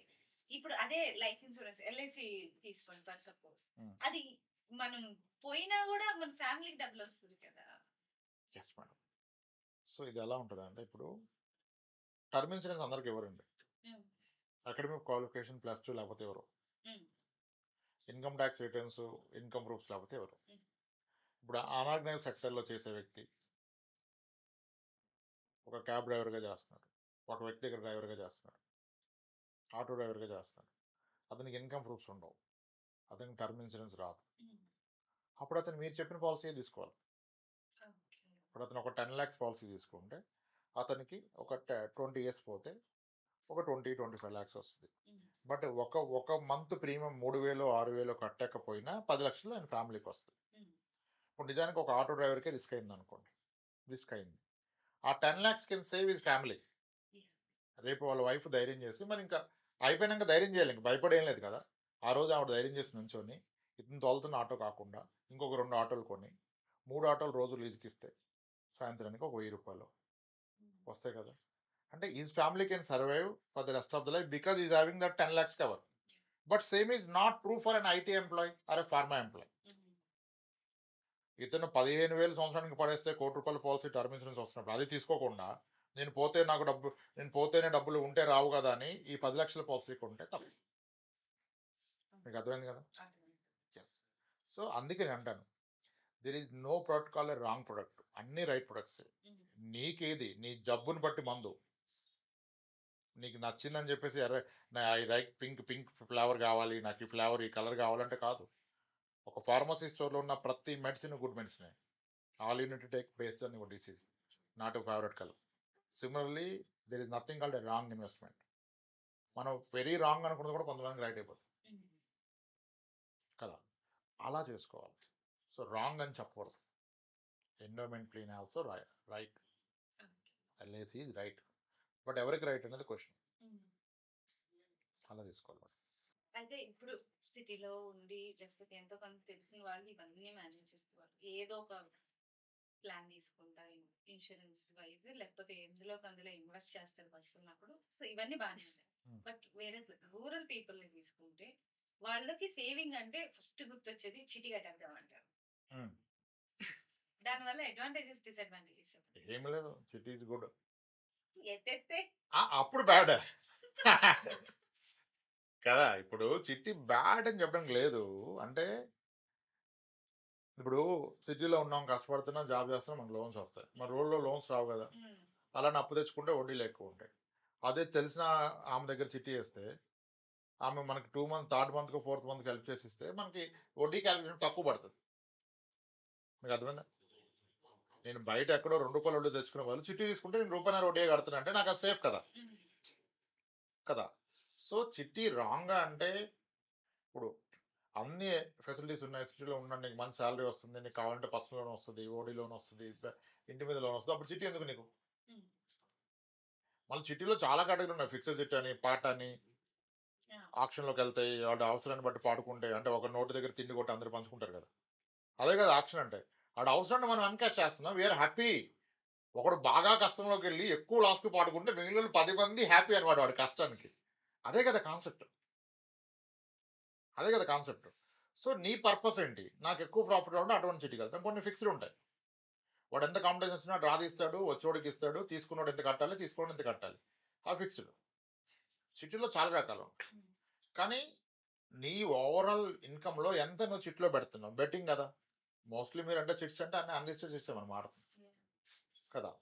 It's all depends person to person, organiser అలా నమ్ముతావు కదా. మోసపోయిన ఆర్గనైజర్లు ఉన్నారు, మోసం చేసిన ఆర్గనైజర్లు ఉన్నారు. ఆయన మోసపోయినా వాడే మనం మోసం చేశాడు అంటాం, కానీ ఆయన మోసపోయాడు సొసైటీలో. ఎవరికి తెలంది ఏంటంటే, ఇప్పుడు ఒక ఆవిడ చీరలు అమ్ముతుంది, కష్టపడుతుంది, చాలా కష్టపడుతుంది, అందరితో రిలేషన్ బిల్డ్ చేసింది. ఎవరో వెళ్ళి ఆ బుర్రలో ఒక పురుగు వదులుతారు, మీరు ఇంత చేస్తారు కదా, ఇంతమంది కష్టం, ఒక చిట్టి పట్టేసి కదా, మీరు ఒక చిట్టి పట్టేసి కదా, మీ దగ్గరికి ఎలాగ వస్తాం, ఆ వంకతో మా హస్బెండ్ వద్దన్న వచ్చే చిట్టి కడతానని చెప్పి చీర కొనుక్కుంటే అంటారు. ఎవడు అన్నీ అమ్మ నిజమే కదా అంటారు. చిట్టి ఏంటి అంటే ఒక సింపుల్ కాన్సెప్ట్. ఒక 20 మందితో ఒక చిట్టి నడిపిస్తాయి. ఒక పార్ట్ డబ్బులు ఆర్గనైజర్కి మిగులుతాయి అంటారు. అంటే ₹1,00,000 చిట్టి 20 మంత్స్ అని మంత్లీ 5,000 పెట్టుకుంటే ఇదంతా నడిపిస్తే మీకు 1,00,000 మిగులుతుంది. That's the profit of the organiser. Organiser 20 మందిని పూల్ చేసి ఆమె స్టార్ట్ చేస్తాం. మంచిగా నడుస్తుంది. ఫస్ట్ చిట్ అయిపోయింది. నాకు మిగిలింది హ్యాపీ. నెక్స్ట్ కొంచెం ఆశ పెరుగుతుంది. అదే 3 చేస్తే 3,00,000 మిగులుతాయి కదా, లేదా 2,00,000 చిట్లు చేస్తే ఇంకా మిగులుతుంది కదా, ನಾವು స్టార్ట్ చేస్తాం. ఈ ప్రాసెస్లో ఏం చేస్తారంటే ఆమె దగ్గర ఎవరో మంచి మాటలు చెప్పి, ఎవరికి అన్ని మంచి మాటలు చెప్పి ఒక 4-5 చీరలు కొనేసి షూటీలు సరిగా ఇవ్వకుండా ఒక 3 చిట్టీలు లేపేస్తారు. లేపేసి వాళ్ళు మాయమైపోతారు. ఇప్పుడు ఈమె ముగ్గురు చిట్టి ఎగ్గొట్టారని కనుక బయటికి చెప్పినట్లయితే అందరు పానిక్ అయిపోయి నాకు చిట్టి కావాలి నాకు చిట్టి కావాలి మీద పడతారు. So she can't tackle, she can't handle. అందుకని ఏమైనా చెప్పదు. అలా తేలి పుట్టిన దొంగలాగా నడిపిస్తుంది. లాస్ట్ మంత్ రాగానే పెయిన్ స్టార్ట్ అయిపోతుంది. She need to pay from my pocket. ఆమె దగ్గర డబ్బులు లేవు కదా. అప్పుడు అగ్రెసివ్గా ప్లాన్డ్గా వెళ్ళి ఒక 6 months ముందే ఇంకో 2-3 చిట్లు స్టార్ట్ చేస్తుంది. అంటే షీ స్టార్ట్ రొటేటింగ్ మనీ. ఆ చిట్టుది ఈ చిట్టుకి ఈ చిట్టు. ఆ ప్రాబ్లం ఒకరోజు బ్లాస్ట్ అయిపోతుంది. Then we all blame wrong. No, society is wrong. మన చుట్టూనోడే మోసం చేసింది. కానీ ఆమెను మోసం చేసిన ఉన్నారు కదా, కానీ మన మోసం చేసిన ఆమె అయిపోతుంది. City is that concept. ఇది జరుగుతుంది అక్కడక్కడ, అన్ని చోట్ల జరుగుతుంది, చెప్పలేము. అందుకే మీరు చూస్తే చిట్ ఆర్గనైజర్లు అంతా గొప్పగా కనపడే ప్రయత్నం చేస్తారు. పెద్ద ఇల్లు, పెద్ద సోఫా, ఇంటికి దగ్గర పనా ఉంటుంది, ఆ వెళ్ళగానే ఫ్రూట్స్ కట్ చేసి పట్టుకొచ్చేస్తుంది, జ్యూస్లు ఇస్తారు, ఇవన్నీ నడుస్తాయి. ఈ కాన్సెప్ట్ దట్ ఇస్ రాంగ్. మరి కొంతమంది బిజినెస్ పీపుల్కి అనార్గనైజ్డ్ బిజినెస్లో లోన్స్ రాకపోతే చిట్స్ మీద నడిపిస్తారు. అసలు వాళ్ళంతా చిట్స్ మీదే వెల్త్ బిల్డ్ చేస్తారు. ఎవ్రీ మంత్ లక్షల చిట్లు కడతారు తెలుసా, షాక్ అయిపోతాం. అన్లిస్టెడ్ చిట్స్లో 50 లక్షల చిట్టి, 40 లక్షల చిట్టి, 20 లక్షల చిట్టి కడతారు. ఎవరు నమ్మడం. హైదరాబాద్లో చాలామంది అపార్ట్మెంట్ వాచ్మెన్లు నెలకి చిట్లో 25-40 వేలు కడతారు తెలుసా. పిచ్చెక్కిపోతారు చెప్తా కడతారు. మరి ఇప్పుడు ఆయనకు తెలుస్తుంది అదే కదా మేడం, ఈ బిల్డింగ్ వెల్ త్రూ దాట్. ఆ చిట్ లాగా వెళ్ళి స్థలం కొంటాడు ఊర్లో, కొనేస్తాడు కదా.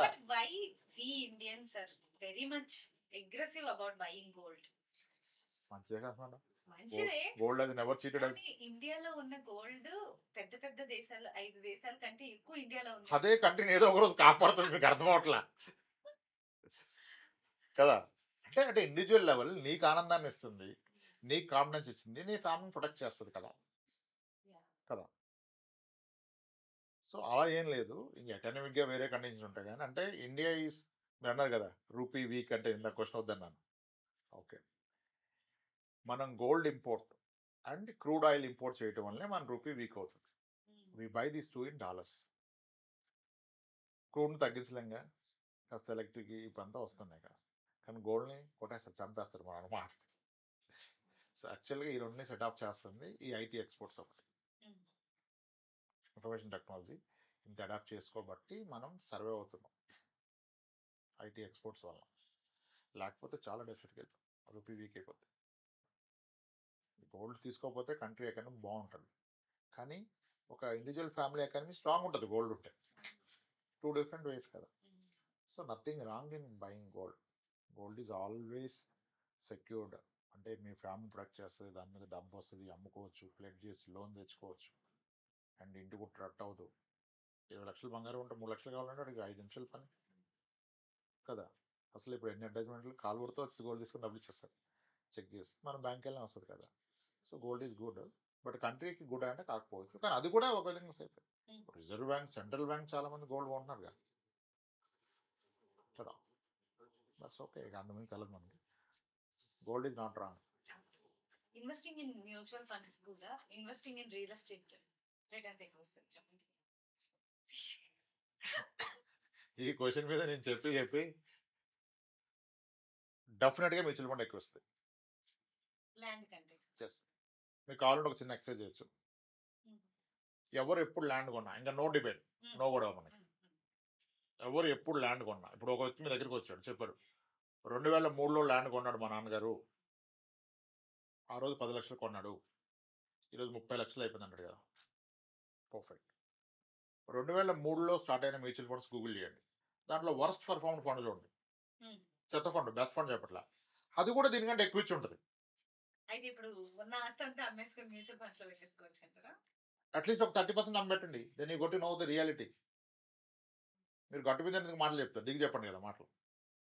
అంత అమ్మని చెప్పట్లా. అసలు ప్రతి వ్యక్తి మీకున్న ఓవరాల్ అసెట్స్లో 10% మ్యూచువల్ ఫండ్స్లో పెట్టండి. 10 not 90. You wait for 3 years. ఈ 90% కంటే 10% ఎక్కువ రిటర్న్స్ తెలిసిపోద్ది కదా మీకు. You are the better judge. You see it for 3 years నా. ఎన్ని కంపారిజన్స్ ఇస్తాం, ఎన్నో చెప్పాం ఒక్కొక్క వీడియోలో ఒక్కొక్కలాగా.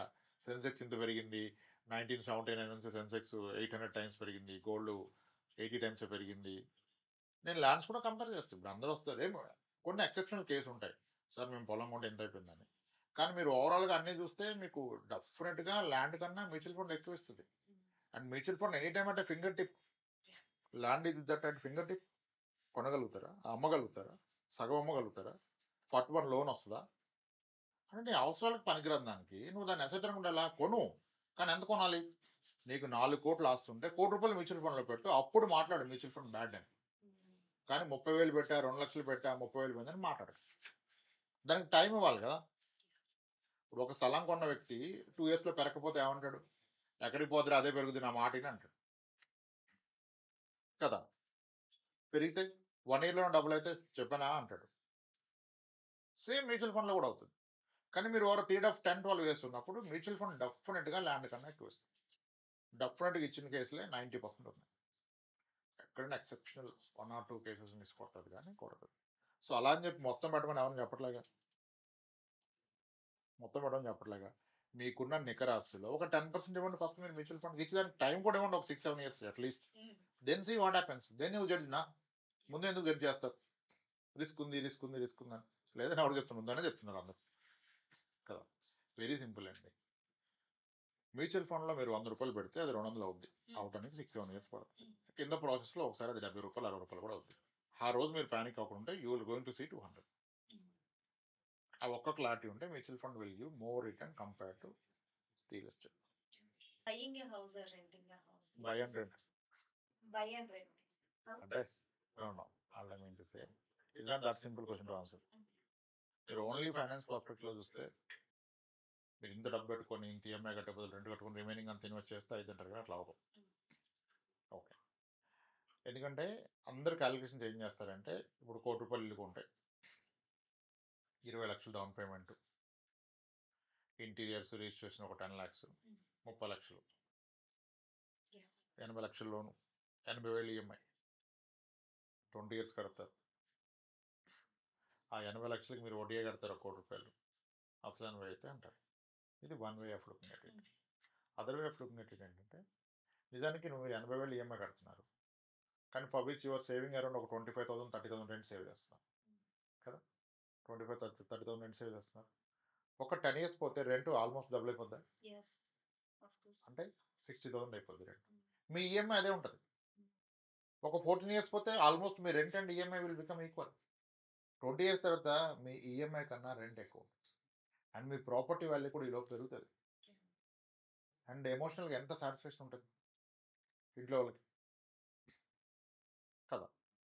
సో నిజానికి ఒక అపార్ట్మెంట్లో ఫ్లాట్ మీరుంటే ఎమోషనల్గా ఇచ్చే సాటిస్ఫాక్షన్ని ఫైనాన్షియల్గా వచ్చే టెన్షన్ చూస్తే ఆల్మోస్ట్ సెన్సెక్స్ నిర్మించేస్తుంది. నిఫ్టీ 50 మాట్లాడుతున్న 14% రిటర్న్ వస్తుంది. 10 yearsకి డబుల్ అవుద్ది. ఇది ఒప్పుకోరు ఎవరు, సరిగ్గా మనం అదే చెప్తాం అయినా కానీ ఒప్పుకోరు. కానీ వీ కన్విన్స్డ్ 10 years డబుల్ అయితే 7%, మీకు రెంట్ ఆల్మోస్ట్ 3 to 6% వస్తుంది. బట్ 10 years డబుల్ వేసుకుంటే 7 వేసుకుని రెంట్ ఒక 6 13%. 13% is what we're talking in any risk asset. అది వచ్చేస్తుంది. కానీ ఓన్లీ ఛాలెంజ్ ఏంటంటే ఇప్పుడు ఉండటానికి ఒకటి కొనుక్కుంటే ఓకే, పెట్టుబడి కింద రెండోది కొంటే ప్రాబ్లం ఏంటంటే దానికి కూడా ఇదే రిటర్న్ వర్కౌట్ అయింది. కానీ వెన్ యూ నీడ్ మనీ ఫట్ వన్ పోదు అమ్మకానికి, అండ్ పార్షియల్గా పోదు. ఒక పేజ్ లేకపోతే మన ప్రాపర్టీ మీద కూడా బ్యాంకర్ లోన్ ఇవ్వదు కదా. It's all case to case. Rural background నుంచి వచ్చాడు, హ్యూజ్ సాలరీ ఉంది, పెళ్ళి అవ్వలేదు, 28 ఏళ్ళు వచ్చాడు, ఇల్లు కొనాలి. ఇల్లు కొంటే పెళ్ళి అవుతుంది కదా. ఆల్రెడీ లక్కీలు పెళ్ళి అయిపోయింది, 2 పిల్లలు, సాలరీ తక్కువ ఉంది, ఇల్లు కొంటే ఇంకేం ఉండదు. ఇల్లు కొనకూడదు, రెడ్డిగా ఉండాలి. అంటే ఇల్లు కొనడం వల్ల అన్నీ మిస్ అయిపోతాడు. ఇంకా ఇంకా జీవితకాలం అంటే లైఫ్ టైంలో ఎర్నింగ్లో సగం ఇంటికి పెడితే ఇంకేం బ్రతాడు ఆ మనిషి. హైర్ ఇన్కమ్ ఉన్నవాడు ఖచ్చితంగా ఇల్లు కొనాలి. బట్ అలాంటి వాళ్ళు ఒక 10 ఇయర్స్ ఓల్డ్ 12 ఇయర్స్ ఓల్డ్ తీసుకోవచ్చు, అద్భుతంగా తీసుకోవచ్చు. బట్ వర్కౌట్ కొత్తదే కావాలి అనుకుంటే ట్రబుల్లో పడచ్చు. కానీ బట్ పాతది ఇల్లు తీసుకున్నప్పుడు మనకి ఇల్లు ఉందన్న సాటిస్ఫాక్షన్ ఒకటి ఉంటుంది, ఖర్చుతో. That is security also. ఇప్పుడు మీకు ఇల్లు ఉంటే రేపు పిల్లలకి ఎడ్యుకేషన్ కావాలంటే దీని కొలెక్టర్లు పెట్టుకుని లోన్ ఇస్తాడు వాడు. ఈ లోపు లోన్ క్లోజ్ చేస్తారు, వాడు మళ్ళీ దీన్ని కొలెక్టర్లు పెట్టి ఎడ్యుకేషన్ లోన్ ఇస్తాడు. వాళ్ళు చదువుకొని వాళ్ళు నాలుగు పెట్టుకుంటారు, నీ ఇల్లు నీకే ఉంటుంది. వాడికి ఆ రోజు నీ వచ్చి జస్ట్ సపోర్ట్, దానికి నీ ఇల్లు ఉపయోగపడుతుంది. లేదు నేను ఫైనాన్షియల్ ఫుల్ నాకు తెలుసు అది ఇది అంటే ఇంకా ఆయనకు అవ్వదు కదా. So it's not standard answer లేదు. రెండు కుండల్లో ఇల్లు కొనాలంటే నేను ఇల్లు కొనమనే చెప్తాను. నీకు ఎఫర్డబిలిటీ ఉంది, ఇది కొన్నా నా అదర్ గోల్స్ మిస్ అవ్వను, పిల్లలకి ఎడ్యుకేషన్ ఇస్తా, నా రిటైర్మెంట్ ఫండ్ కూడా పెడతా అంటే yes one should buy house first. ఇల్లు కొనాల్సిందే, ఇల్లు కొను. ఇవాళ రేపట్లో ఈ ఐటీ సెక్టర్ ఎక్కువ ఎక్స్పోజర్ పెరిగిన తర్వాత క్రెడిట్ కార్డ్స్ అనేది చాలా ఎక్కువైపోయాయి కదండి. క్రెడిట్ కార్డ్స్ తీసుకుంటున్నారు, దాని బిల్స్ కొంతమంది కట్టగలుగుతున్నారు, కొంతమంది కట్టలేకపోతున్నారు. ఇవన్నీ పక్కన పెడితే ఎలా తప్పించుకోవచ్చు అనేది కూడా పక్కన పెడితే అసలు క్రెడిట్ కార్డు ఇచ్చేవాడికి వాడికి ఏంటి లాభం? Credit card is a minimum balance trap. Minimum balance trap. ఎప్పుడైతే మినిమం బ్యాలెన్స్ అనే పదం మీరు చూసి పే చేస్తారో credit card guy will make 40% to 50% return. అంత ఇంట్రెస్ట్ ఛార్జ్ చేస్తారు. So credit card companies will wish at least out of 100 పీపుల్లో ఒక 10 people minimum balance కడితే బాగా చూస్తాం. అంటే వాళ్ళకి డిఫరెంట్ టైప్స్ ఉంటాయి. ఆ పర్చేస్లో వచ్చేది very nominal. They make more money when you start paying minimum balance. Minimum బ్యాలెన్స్లోకి వెళ్తే క్రెడిట్ కార్డ్ మీద మీకు కనపడకుండా వాడు ఇండైరెక్ట్గా 46% to 56% ఇంట్రెస్ట్ పర్ ఇయర్ చేస్తాడు. అంత ప్రయోజనం ఎక్కడా లేదు కదా ఒక బ్యాంకర్కి. పర్సనల్ లోన్ ఇస్తే 10, 11, 12%, home loan 9, 10, 8%. But credit card is more profitable for the వాళ్ళకి. యాజ్ అన్ ఇండివిజువల్ అది కూడా సేఫ్ కదా మనకి. ఎమర్జెన్సీకి మనకు డిసిప్లిన్ లేనప్పుడు ఏదైనా రిస్క్. క్రెడిట్ కార్డ్ అనేది రెండు వైపుల పదున్న కత్తే, దాన్ని ఎలా వాడతారు అనేది కదా. So it's not wrong, it's not right. How better your using it. ఇప్పుడు అన్ని క్రెడిట్ కార్డు మీద పర్చేజ్ చేసి మొత్తం ఎవ్రీ మంత్ ఫస్ట్ సాలరీ రాగానే కడితే ఇంకా ప్రాబ్లం ఎక్కడ క్రెడిట్ కార్డుతో. మీరు ఎక్సెల్ వేసుకోకుండా మంచిగా వాడు ఎవ్రీ స్టేట్మెంట్ డౌన్ చేస్తే వచ్చేస్తుంది మీ ఎక్స్పెన్స్ కదా. ఎన్నిసార్లు సినిమాకి వెళ్ళారు, ఎన్నిసార్లు బార్కి వెళ్ళారు, రెస్టారెంట్లో ఎంత తగిలేశారు, మొత్తం హ్యాపీగా వస్తుంది కదా. దట్స్ ప్రాపర్ ప్లానింగ్ అయిపోతుంది. So if are discipline enough you manage properly manage చేస్తే credit card is a very good tool. ఇప్పుడు ఎమర్జెన్సీ ఫండ్ బిల్ చేయడం కష్టం, అంత లిమిట్ ఉన్న క్రెడిట్ కార్డ్ తీసుకోవడం ఈజీ కదా. నీకు శాలరీ ఉంటాయి, ఆ ట్రాన్సాక్షన్ సిబిల్ ఇంప్రూవ్ అవుతుంది, ఇవన్నీ చాలా ఉన్నాయి. క్రెడిట్ కార్డ్ వలన బెనిఫిట్స్ ఎక్కువ వెన్ యూ ఆర్ డిసిప్లిన్. నీకు డిసిప్లిన్ లేదు, ఫ్రెండ్కి ఇస్తా, గర్ల్ ఫ్రెండ్కి ఇస్తా, వాళ్ళు వాడతారంటే గాన్. ఇప్పుడు క్రెడిట్ కార్డు మీద అంటే అది క్రెడిట్ కార్డు ఉంటుంది, వీడికి ఆగదు చెప్పేస్తారు అందరికి ఆఫీస్లో 10 మందికి, నాకు 3 లక్షలు వచ్చింది, 3 లక్షలు వస్తుంది, 6 లక్ష రూపాయలు అవసరం కానీ అడుగుతాడు. ఈ నేను దాకా స్టైల్ కొట్టి ఈరోజు నువ్వు చెప్పడిస్తాడు, ఇక ఆడేవాడు. ఆవిడ ఆఫీస్ మారాడు, ఫోన్ ఎత్తడు, నీ నెంబర్ బ్లాక్, ఆడ ఇల్లుకి దొరకదు. అది ప్రాబ్లం. క్రెడిట్ కార్డు మీ ధైర్యం కోసం పెట్టుకోండి, లాకర్లో పెట్టుకోండి, వాడతంటే రోజు వాడండి. కానీ అన్షూర్ దట్ ఫస్ట్ అది పే చేయండి, ఏ మంత్కి ఆ మంత్. మినిమం బ్యాలెన్స్లోకి వెళ్తే it's time to get out of the card. ఆ మినిమం బ్యాలెన్స్కి వెళ్ళేటప్పుడు ఏదైనా ఈఎంఐ కన్వర్షన్ ఆప్షన్ ఇస్తే తీసుకోవడం బెస్ట్. ఈఎంఐ కన్వర్ట్ చేస్తే 13-14% వేస్తారు, కానీ మినిమం బ్యాలెన్స్కి వెళ్తే 40-50% కడతారు. So it's not that credit card bad కాదు, ఇట్స్ గుడ్. కానీ మీకు వాటం రాకపోతే దిస్ విల్ బికమ్ వర్స్ట్ అయిపోతుంది. So mistakes to avoid in financial planning అంటే అయ్యో, ఫైనాన్షియల్ ప్లానింగ్ అంటే అప్పు లేకుండా బతకడం మంచి ఉత్తమం అండి. అప్పు లేకుండా ఎవరు ఉంటారండి? ఏదో ఒక రకమైన అప్పు అయితే ఉంటుంది కదా ఖచ్చితంగా. అంతే అంటారు, ఉండాల్సింది అంటారు. అప్పు ఉంటుంది ఖచ్చితంగా కదా. అంటే యాజ్ అప్పు ఉంటే అది మంచి అప్పు అయి ఉండాలి, చెడ్డ అప్పు అయి ఉండకూడదు. పర్పస్ ఆఫ్ అప్పు ఏంటి కదా. ఇప్పుడు బాడీలో కొలెస్ట్రాల్ ఉంటుంది కదా మేడం, ఉంటుంది కదా కొలెస్ట్రాల్ అన్నది. గుడ్ కొలెస్ట్రాల్, బ్యాడ్ కొలెస్ట్రాల్ ఉంటుంది. Good cholesterol is okay, bad cholesterol is bad. Similarly అప్పుల్లో కూడా మంచి అప్పులు, చెడ్డ అప్పులు ఉన్నాయి. మంచి అప్పులు అంటే తక్కువ ఇంట్రెస్ట్కి వస్తాయి, మన అవసరానికి ఆదుకునే మంచి అప్పులు. జలసాలకు పోయి చేసేది, ఎక్కువ వడ్డీకి చేసేది, ఇందాక అన్నట్టు క్రెడిట్ కార్డ్ మినిమం బ్యాలెన్స్ చెడ్డ అప్పులు కదా. సో సాధ్యమైనంత వరకు మినిమం అప్పులు పెట్టుకోవాలి, మంచి అప్పులు పెట్టుకోవాలి, చెడ్డ అప్పులు పెట్టుకోవడం. నెక్స్ట్ ఆరోగ్య బీమా తీసుకోవాలని చెప్తాం, హెల్త్ ఇన్సూరెన్స్. అది లేకపోతే ప్లానే లేదు, అది కొట్టేస్తే మొత్తం జరిగిపోతుంది. నెక్స్ట్ టర్మ్ ఇన్సూరెన్స్ తీసుకోమని చెప్తాం. పొరపాటున మనం పోతే ఫ్యామిలీ బ్రతకాలి కదా. The objective of term insurance ఏంటి అంటే, it is not to make our family rich, it is to protect our family, not to become poor in our absence. దానికి ఎంత అవసరం లెక్కేసుకుని అది తీసుకోండి కదా. అట్లీస్ట్ మీరు ఉన్నా లేకపోయినా ఫ్యామిలీ లైఫ్ స్టైల్ సస్టైన్ చేస్తుంది, because your paying premium towards the term insurance. ఫ్యామిలీలో ఎవరికి ఎంత హెల్త్ ప్రాబ్లం వచ్చినా ₹1 పాకెట్ నుంచి కట్టకుండా సరిగా మంచి హెల్త్ ఇన్సూరెన్స్ పెట్టుకున్నాం కదా. అప్పుడు లేవు, ఇంకా దేనికి భయపడాలి లైఫ్లో. అప్పుడు వాడికి కెరియర్ గ్రోత్ స్టార్ట్ అవుతుంది, మంచి ఆలోచన స్టార్ట్ అవుతాయి, good relation the family start అవుతాయి.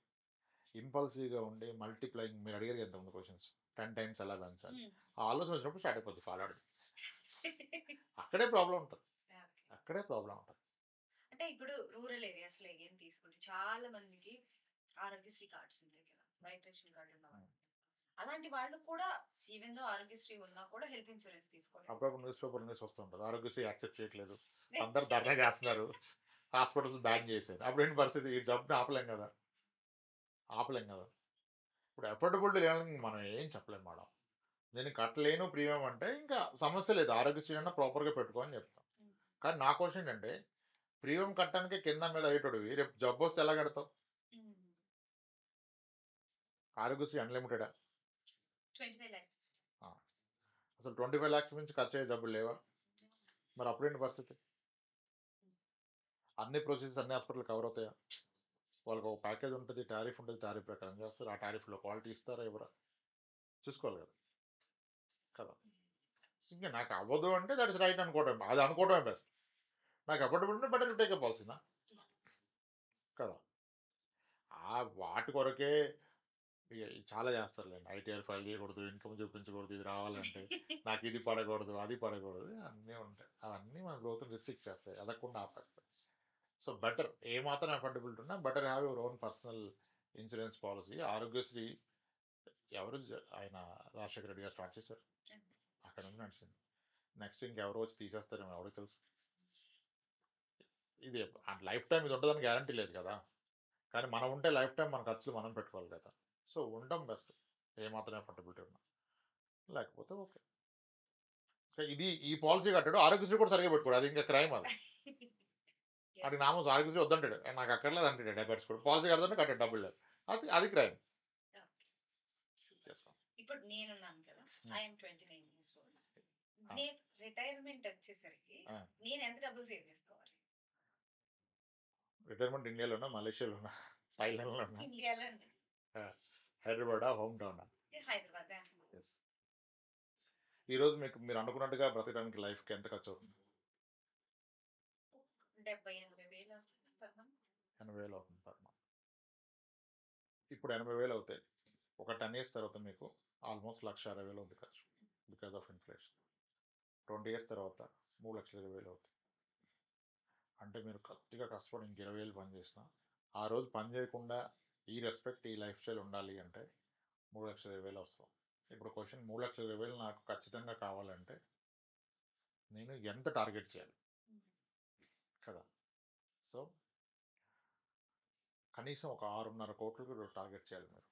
6.5 crores ఇది ఒక target for the next 20 years.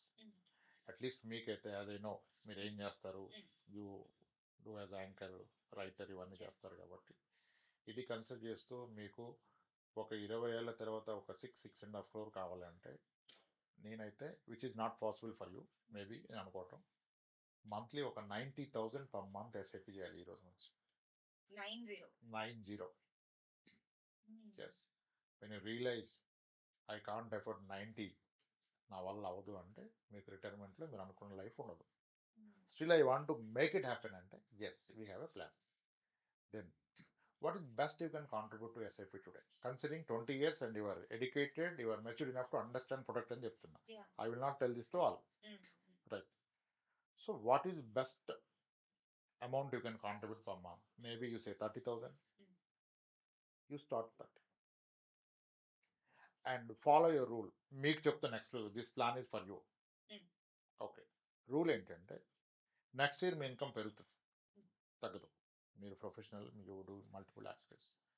మీ పెరిగిన ఇన్కంలో whatever you see that last year my income is 15 lakhs, this year it went to 20 lakhs, 5 lakhs పెరిగింది కదా. ఆ పెరిగిన ఇన్కంలో 50% should come to SIP, mutual funds. అది లంసమా ఎస్ఐపి. ఇప్పుడు ఆ రూల్ ఫాలో అయినా మీ retirement will happen just in 10-12 years. You will see 6 crores in 10-12 years. ఎందుకు?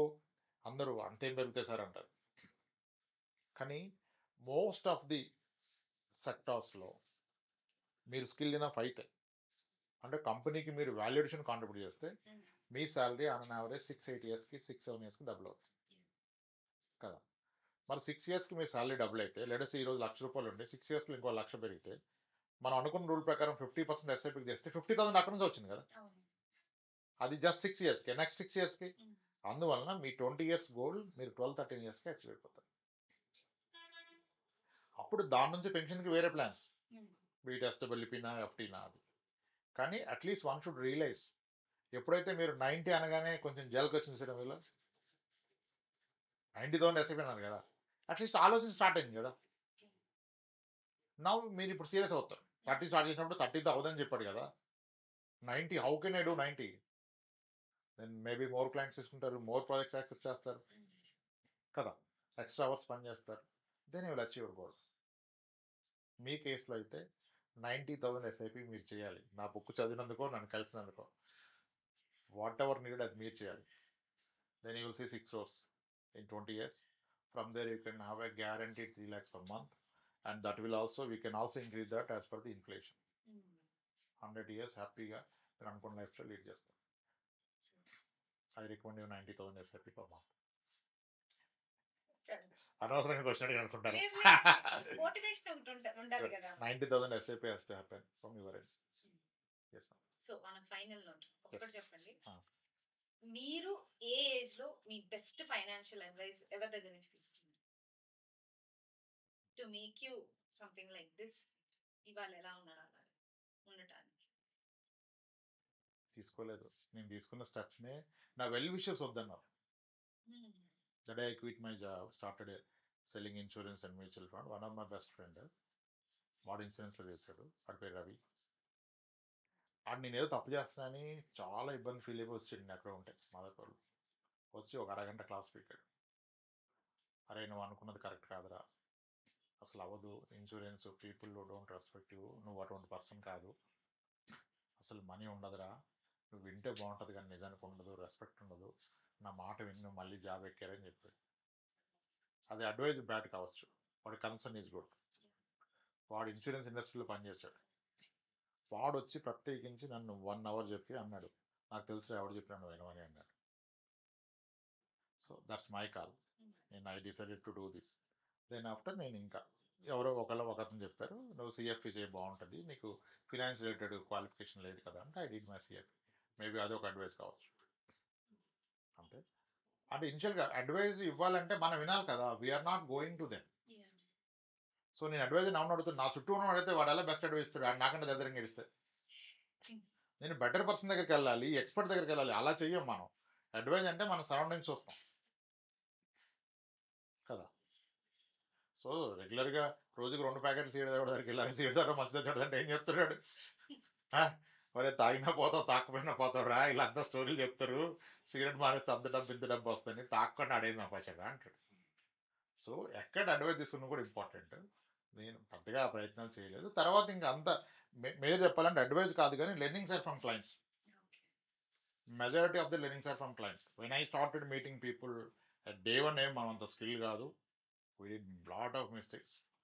సో క్లయింట్స్ చేసిన మిస్టేక్స్ మనం అర్థం చేసుకున్నప్పుడు we learn a lot. It's learning from people. The more new people you meet, the more new things you learn. That make you more confident in life. నాకు most happiest thing ఏంటంటే I will be meeting new people and listening new stories. At least నేను plan design చేస్తానా లేకపోతే వాళ్ళ ప్లాన్లో involve అవుతాను ఏదైనా, I will knowing new ideas కదా. That give me not specific అయితే అడ్వైజ్ లేదు, బట్ స్టిల్ నాకు రవి ఇచ్చిన అడ్వైజ్కి I'm thankful to my friend Ravi. ఇప్పటికీ అనిపిస్తుంది నాకు, వాడికి ఎంత కన్సర్న్ ఉంటే ఆ రోజు చెప్పాడు, ఆ రోజు ఇంటి నేను పాడైపోయినాడు మాట. బట్ మన మీద అంత కన్సర్న్ తీసుకునే people yes. That's still I can say that's a good advice. I didn't follow. That's a good thing I did. So వాళ్ళు మన వెల్ విషయం వాడుకున్న ఆదరిస్తాడు. అది right are wrong over period will get to know. So suggestions తీసుకోండి, decision మాత్రం మీరే తీసుకోండి. డెసిషన్ మీరే తీసుకోండి. సజెషన్ ఎప్పుడు మీకంటే బెటర్గా ఉన్నోడి దగ్గర తీసుకోండి, ఎక్స్పర్ట్ దగ్గర తీసుకోండి. వెల్ విషర్ కావచ్చు కానీ ఆడికి మీకంటే ఎక్కువ నాలెడ్జ్ ఉండకపోవచ్చు, ఆడి సజెషన్ రైట్ కాకపోవచ్చు. On that note, we'll wrap this interview. Yes, sir. Thank you so much for being on my show. Thanks, sir. Thanks.